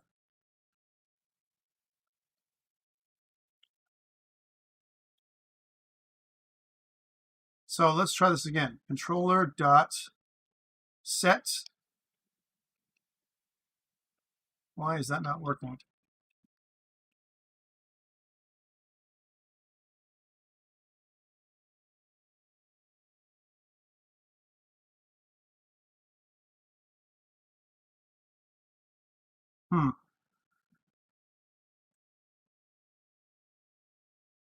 I'll be okay. Whew. Yep. Figure that one out. Set integer, which is called anim state. I want to set it to, and I want to use an integer. I want to convert my little zombie state to, I want to start with run, actually. So let's see if that works. If I do this, right? So if I run it now, it should run.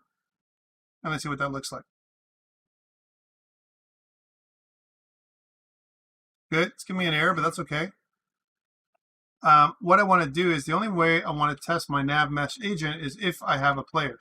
So if I have a player, then and only then do I want to do my nav mesh agent. Okay. So now I'll take away those errors. Right? Looks pretty good. So that's if I have a player. I also need in my zombie to make it work. I also need a couple of additional things. Let's go back to my other scene for a second. So I'm going to go to my main scene. So save this scene. Go back to my main scene. And in my main scene, I want to go to enemies. So this is my enemy, right, that I'm going to replace. I'm going to replace this enemy with my zombie. One thing the enemy has is, and I'm going to get rid of these, is the enemy marker. I'm going to unpack this prefab. So prefab, unpack completely, and grab my enemy marker and bring that in as a prefab in here, because I don't have that as a prefab. I don't want to keep creating it. And then let's get rid of the enemies, because I'm not going to use them anymore. Okay. So enemies is going to be there. I'm going to put the enemies in there. Let's reset that to the middle when I put the enemies back in there. Okay. So my zombie is going to go in there, but let's go back to my previous scene. So let's go back to the other scene, my test scene. And in my test scene now, I want to add a couple of things to the zombie. One of them is I want to add a health bar world space. And I want to move the health bar up to here. This is looking pretty big, right? I want to move this to a scale to about 0.3, which is probably about right. And I want to do the same thing with my enemy marker. Let's bring my enemy marker into the zombie as well. And I want to bring that up to about 1. Let's also change the size of the enemy marker to like 1.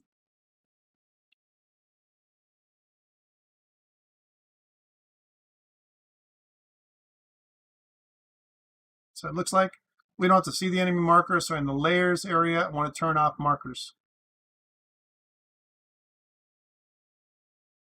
Save.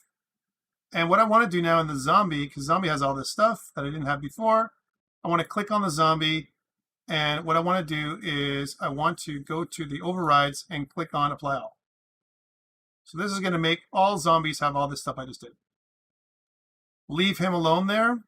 And let's go back into the new scene. Why am I leaving him alone? This is my test scene. I don't have to monkey with this thing. I'm never going to put this up on a device. I'm using it for testing. It's offline, but I can test things like lighting, texturing, materials. I can swap stuff in there. I can do special effects. This is where I'm going to do all this stuff. I'm not going to do it on my regular scene. It could have negative effects. All right, so now what we want to do is move into the other scene quickly. So let's go move into the main scene, save this scene. And what I want to just put them back, put the enemies back in there where they're supposed to be. So again, I'm going to go into prefabs and grab a zombie and another one and put them into the scene. But what I notice immediately is that they're too small.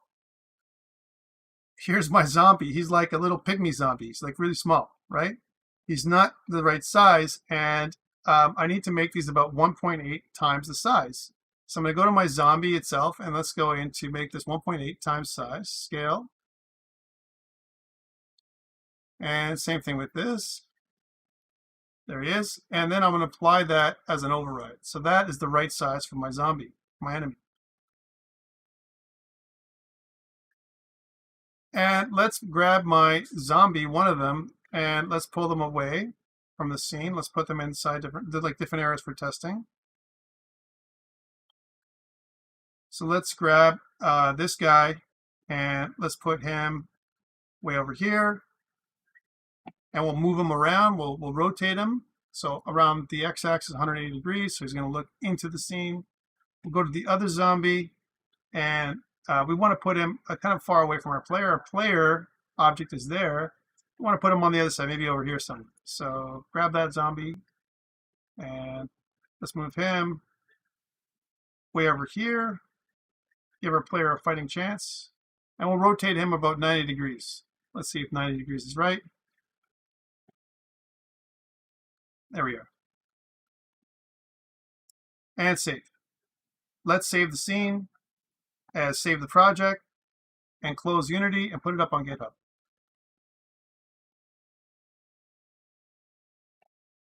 So on this, I'm going to say git add dot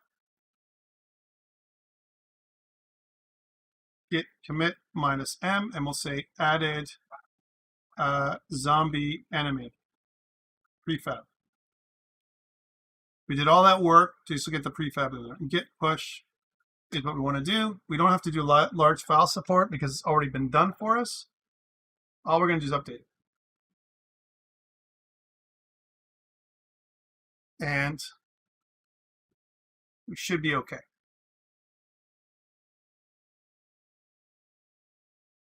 Awesome. All right, let's kick that Unity back up. And I'm going to go to 11B.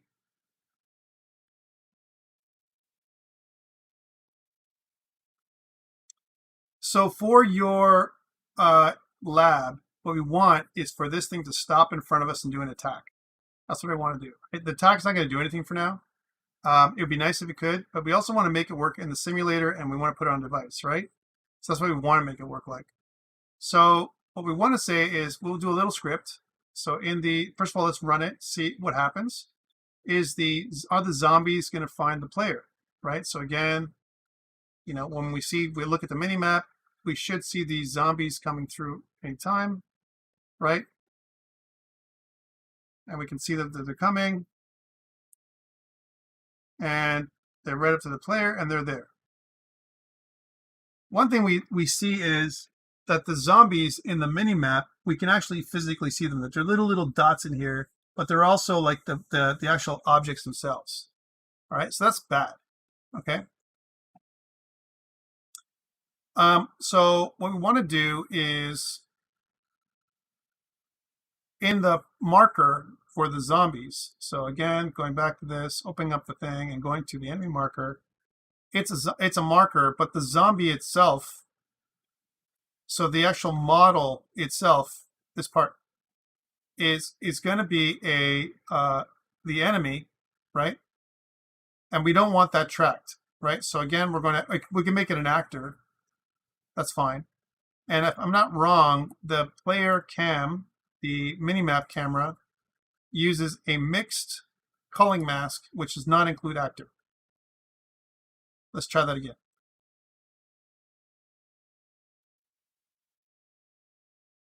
You should only see it on one now, but not the other.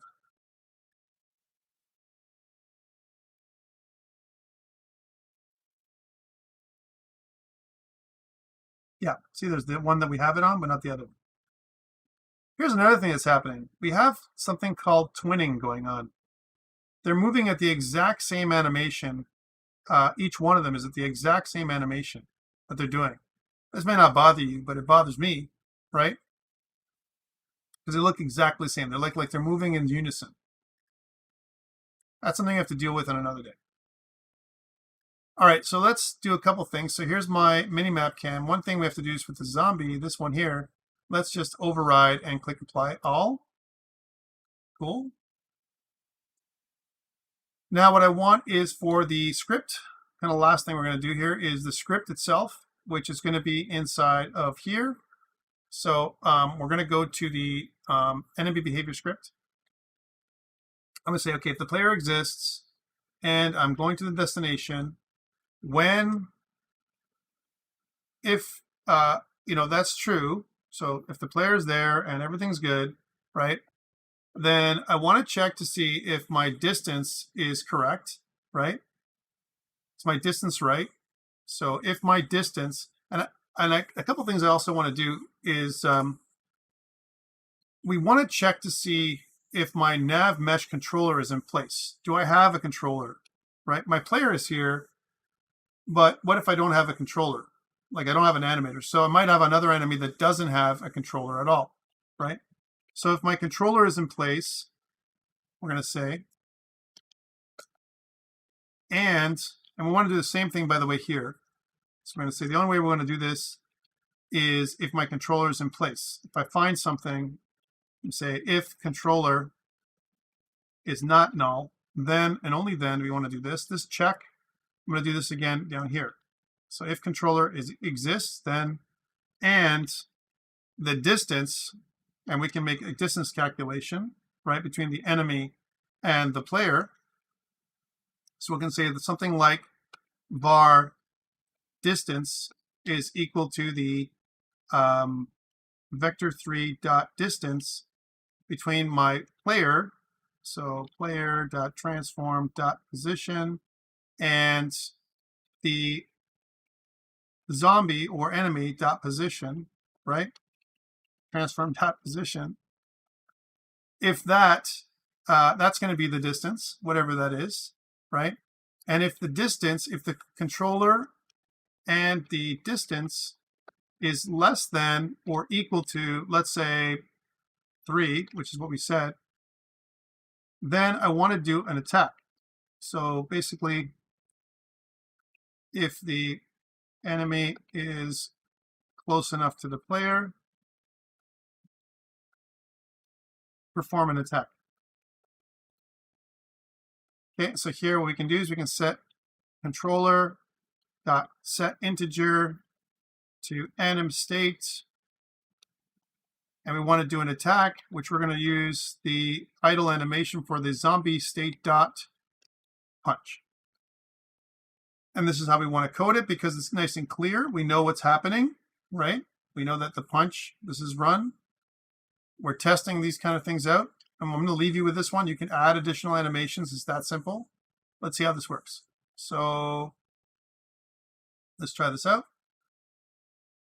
And if I press play, and I put on my eyes, and I zoom in so I can see what it looks like. Again, we're doing this all inside of the editor first before we get to the to what we're doing. Let's see what's going to do. If it's going to strike me, okay, that's pretty good. But now we're close enough, and they're going to do it pretty good. Right, this guy is kind of not facing me. One thing we could do is make it so that they billboard to me, right? So they always face me every single time. And we can do that similar to what the billboard script was with this thing. We have a billboard script for that, right? So the billboard script for the health bar, right? It's not here. It's actually inside of the health bar controller, this one. This health bar controller billboard script, right, is kind of what we want to do here. I want to do a transform look at the position, right? I want to make the zombie look at me plus, now this is something that the world camera, what is the world camera that I'm looking at? So the world camera transform forward, I want to get this thing when I'm close enough, right? So let's get this script. We're going to miss some stuff, right? But let's go back to the enemy behavior, and I'm going to strike when I'm close enough, and only when I'm close enough. First, I want to face the player, and world cam transform forward. I want to say that, so transform position plus, if I said transform forward, not the world cam transform forward, but the zombie transform forward, right? What will this do for me? Will this be good enough, right? That I add a collider to my enemies? I may not have. Player position, I could do that, look at the player position, but the problem is it's going to look at it weird. It's going to be, there might be an offset, right? Let's see what this does. So Yeah, look at the player transform, player dot position. So look at the player dot position. So player dot transform dot position plus my transform forward. Let's see if that works. I don't know if that's going to work properly, but let's see what happens. Okay, so let's see what that looks first, and then we'll talk about the colliders, because that's definitely an issue. All right, so let's bring up the code again. I'm just looking here so we can see what it looks like when they come closer. And when they're good enough, we want them to kind of look at us and strike. Now that kind of looks weird, right? And see how they kind of like, they're first of all, this guy's going into the wall. So I don't know if this guy has a collider at all. So one thing to note is, let's go back to the test scene 1 second. So we go back to the test scene.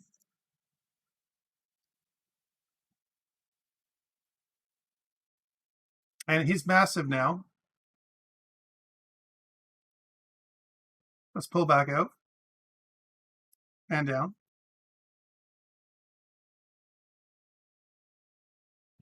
All right. Does he have a collider? So if I look at the zombie, do you guys see a collider? How about over here? Oh, you said generate colliders, did we not? Let's go into our animator controllers. So if I go into my zombie animations, right? Then if you look at model, we clicked on generate colliders. We did click that, but I agree with you. I don't think there's a collider on this thing, right? Because if there was, it would show up, and I don't see a collider anywhere. Oh, there's no, that's the ground. So how do we make a collider? We will put it on the outside model. We can also try on the inside model. The outside model being the mesh. Let's add that in. So add a collider. And by the way, we don't want to do it here. Sorry, we want to do it inside of the zombie prefab, right? So I want to go to the zombie prefab for a second. Here's the zombie prefab. It's also not a bad way to work, right? And what I want to do is I want to add a collider to the right spot, which is here. So let's add a collider. So it's going to be, so there's a couple of options, a box collider or a capsule collider. My feeling is we should add a capsule collider in there. All right, we can see what the capsule collider looks like, right? Now that's oddly shaped, right? And we can definitely modify it. So we can modify the collider so that it is right. And the collider is using the y-axis, which is correct. We want to make this skinnier, and we definitely want to change the offset because the thing is, it doesn't know what to do, right? It's just finding the default position, right? And let's put this 0. No, let's go up by 1. See what that looks like. Sorry, I'm looking at it from a skew. That's about right. So 1, but then what about if we move this to 0? That looks pretty good. 0, 0, 0. I'm not sure why it was offset in the first place. Yeah, that's pretty good. I think it's a little bit too tall, to be honest with you. The height of the collider should be probably about 1.8, which is what the thing is. Even smaller is better.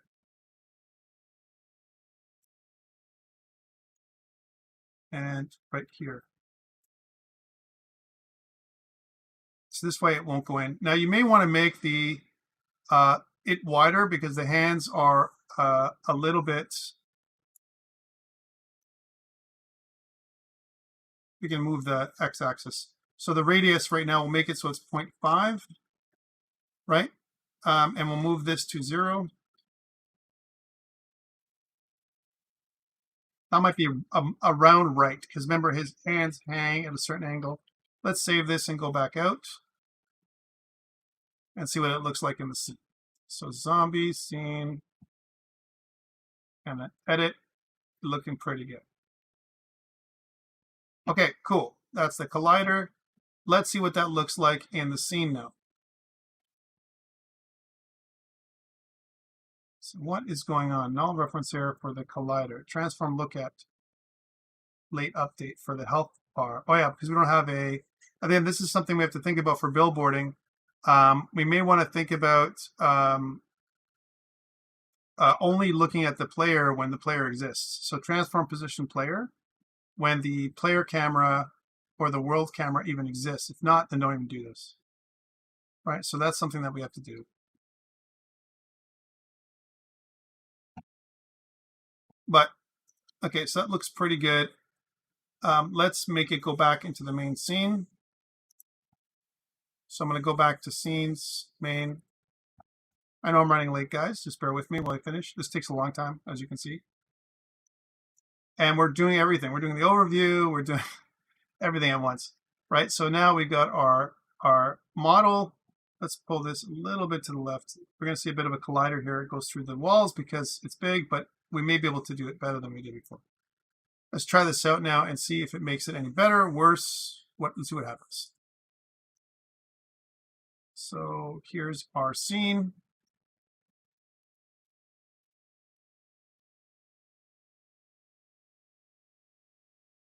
And now, I mean, I don't know if that's better or worse, but see how they sit on their laurels there like that? They're almost like rock back. Let me show you what I'm talking about. This is because we're looking at the player. So the player's here, but they're kind of like hovering in place now. They kind of look up at the player. Look at that. So every time I rotate the player, and this guy's like literally going in the scene, like he's like inside the thing here. It's like he's totally being ignored by the geometry, right? Again, each of these models has a capsule collider now. So that is totally being used. So, but he's being pushed into the scene from the other guy, right? One thing we can also do is in the zombie nav mesh agent, we can make the radius a little bit bigger. We can say it's slightly bigger than 0.6, right? So that it'll stop us from going into tighter surfaces as well, right? So tighter areas, right? But that look script isn't quite working the way we want. And like I said, this player transform.position and then transform.forward is not quite doing what it's supposed to do. It's kind of rotating it slightly up, right? And it's almost like I want whatever the player is looking at transform forward, but reversed. So player.transform forward, right?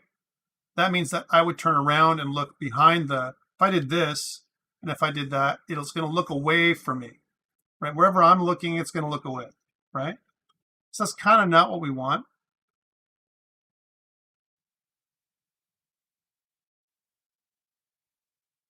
So if you look at this for a second, and once it comes close enough, it'll snap to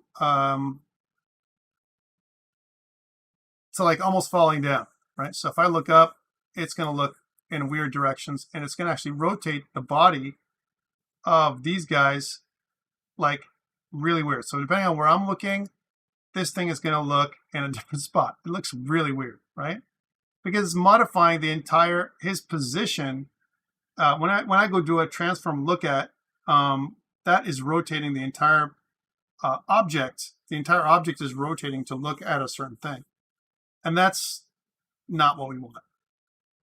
It's almost like I want to do a transform.rotate, and I want to rotate towards the player location. So let's try that instead. So the transform look at is neat, unless you guys have a different idea, but that might not work okay. I want to transform rotate, and I want to rotate towards the player location. So it's around a certain axis, right? So that's going to be the axis. So vector3.up is the axis. And then I want to kind of look at a specific point. So relative to applies a rotation at Euler angles, degrees around the x-axis angles, and it says degrees that they want to relative to determines whether to rotate the game object either locally to the game object or relative to the scene in the world. So that's what the space relative to is. But there's other options that we have here. So an angle is also an option that we want. And remember, it's almost like I want to get the difference, the direction between where the player is minus where I am normalized. And then we want to find the angle to. So vector3 dot angle, and I want to get the angle from my player, my player to itself. So transform, player dot transform dot position to my transform dot position. So that's the angle that I want to rotate to. Let's see if that works a little better. May not. But it's just an idea because I'm like, hey, that looks really ugly. Like, it should really kind of face me, face me when you fight me. Don't face away and hit. That doesn't make any sense. It doesn't look right.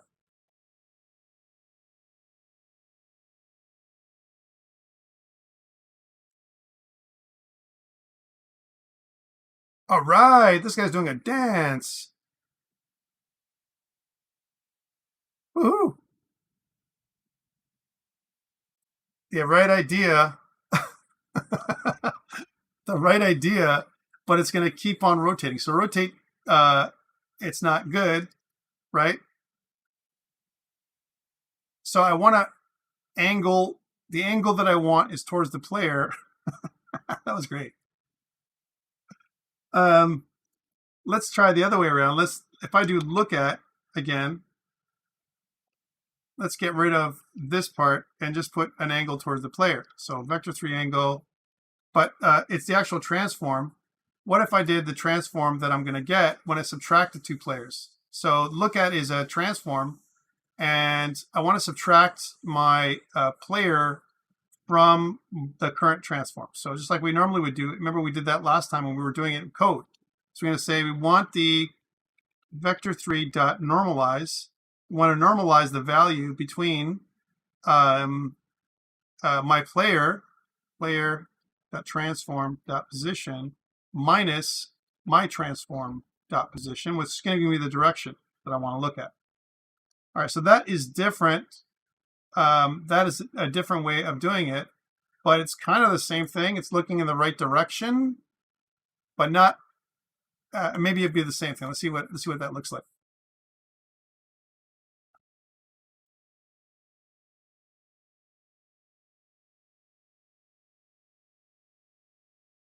I can also make it so that I can change the rotation, and I can only change the rotation angle, the angle to the player, again, see what that looks like. Or is it the same?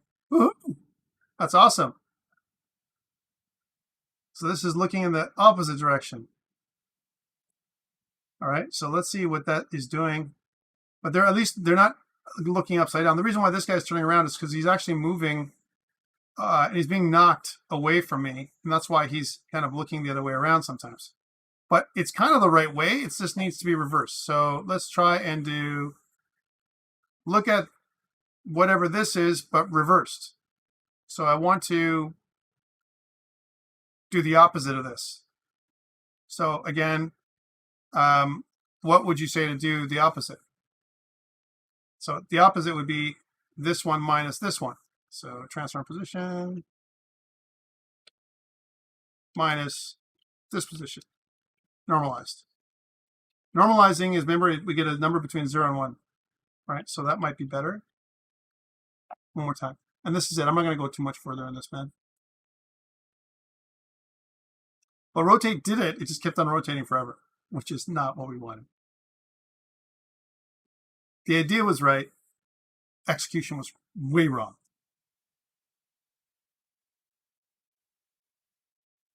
Let's see if it's going to be messed up still. Yeah, it's messed up still. Woo! All right, so then let's get the direction. So let's try this bar direction. And we're going to do a negative direction. Direction is equal to this. And we're going to do the other way around, like we should have done in the first place. So this is going to be this. And let's see if I want to do the negative direction. So is it 1 minus? I think it might be. So that is look at, let's try first of all, if I did a negative direction, let's see that first. That might be good enough.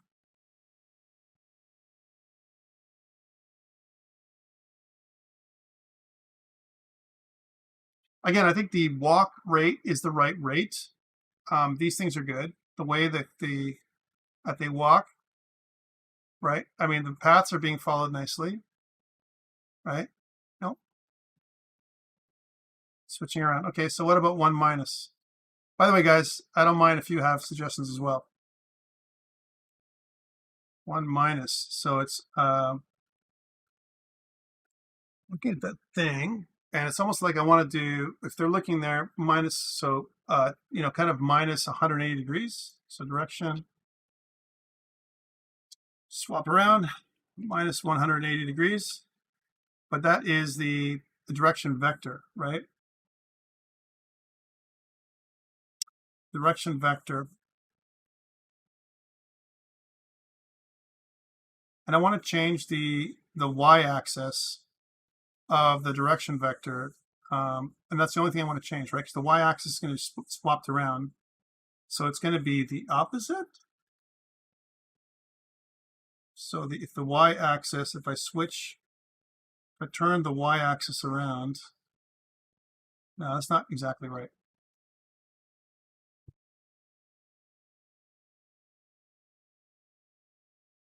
Yeah, I'm not, again, I look at player position. Like when I do that, the problem with that is if I do player.position, so player.transform.position, the problem with this one is that it needs to be reduced. Like for example, if I did this only, I mean, I'll accept it for today, but it's not correct. And I'll show you what I'm talking about, right? So when you run it,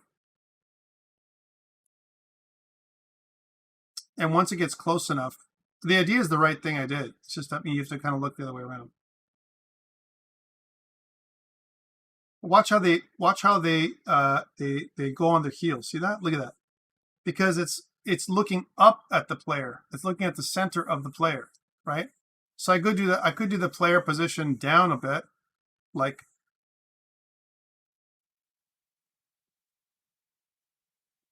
yeah, we could do that. And a quick at the eye level. That's a great idea, Russ. Yeah. So that means that you're saying the eye level of the that I want to look at, right? Or I can just subtract something. So I can say something like subtract some vector, a new vector 3 object, and I want to subtract. It's looking down, right? So I'm rotating at you know, I'm up on the y-axis. I want to go down on the y-axis, whatever that is. So 0, I don't want to do anything there. I don't want to modify the x-axis or the z-axis, just the y-axis. I want to subtract by, I don't know, something like 0.5 or 0.3. Let's try 0.5. So it's an offset. This would be an offset. Kind of what you're doing. Michael says, just make the y component to be your look at height. Height y. Yeah. See if this works, Michael.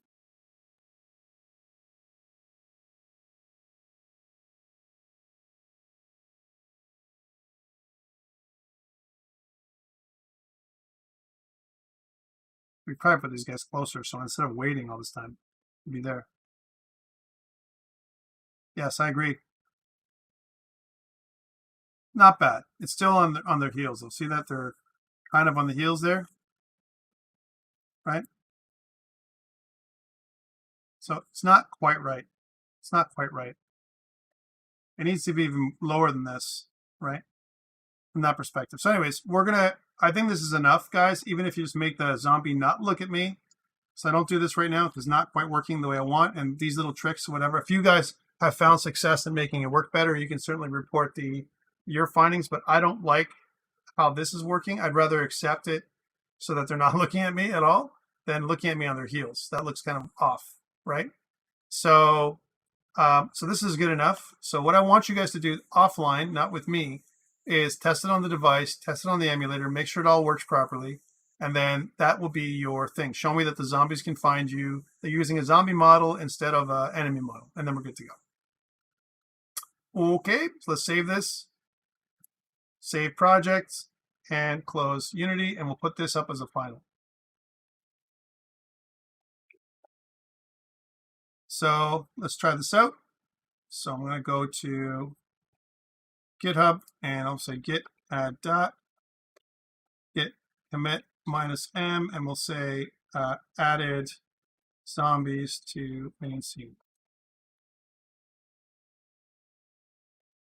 Okay, cool.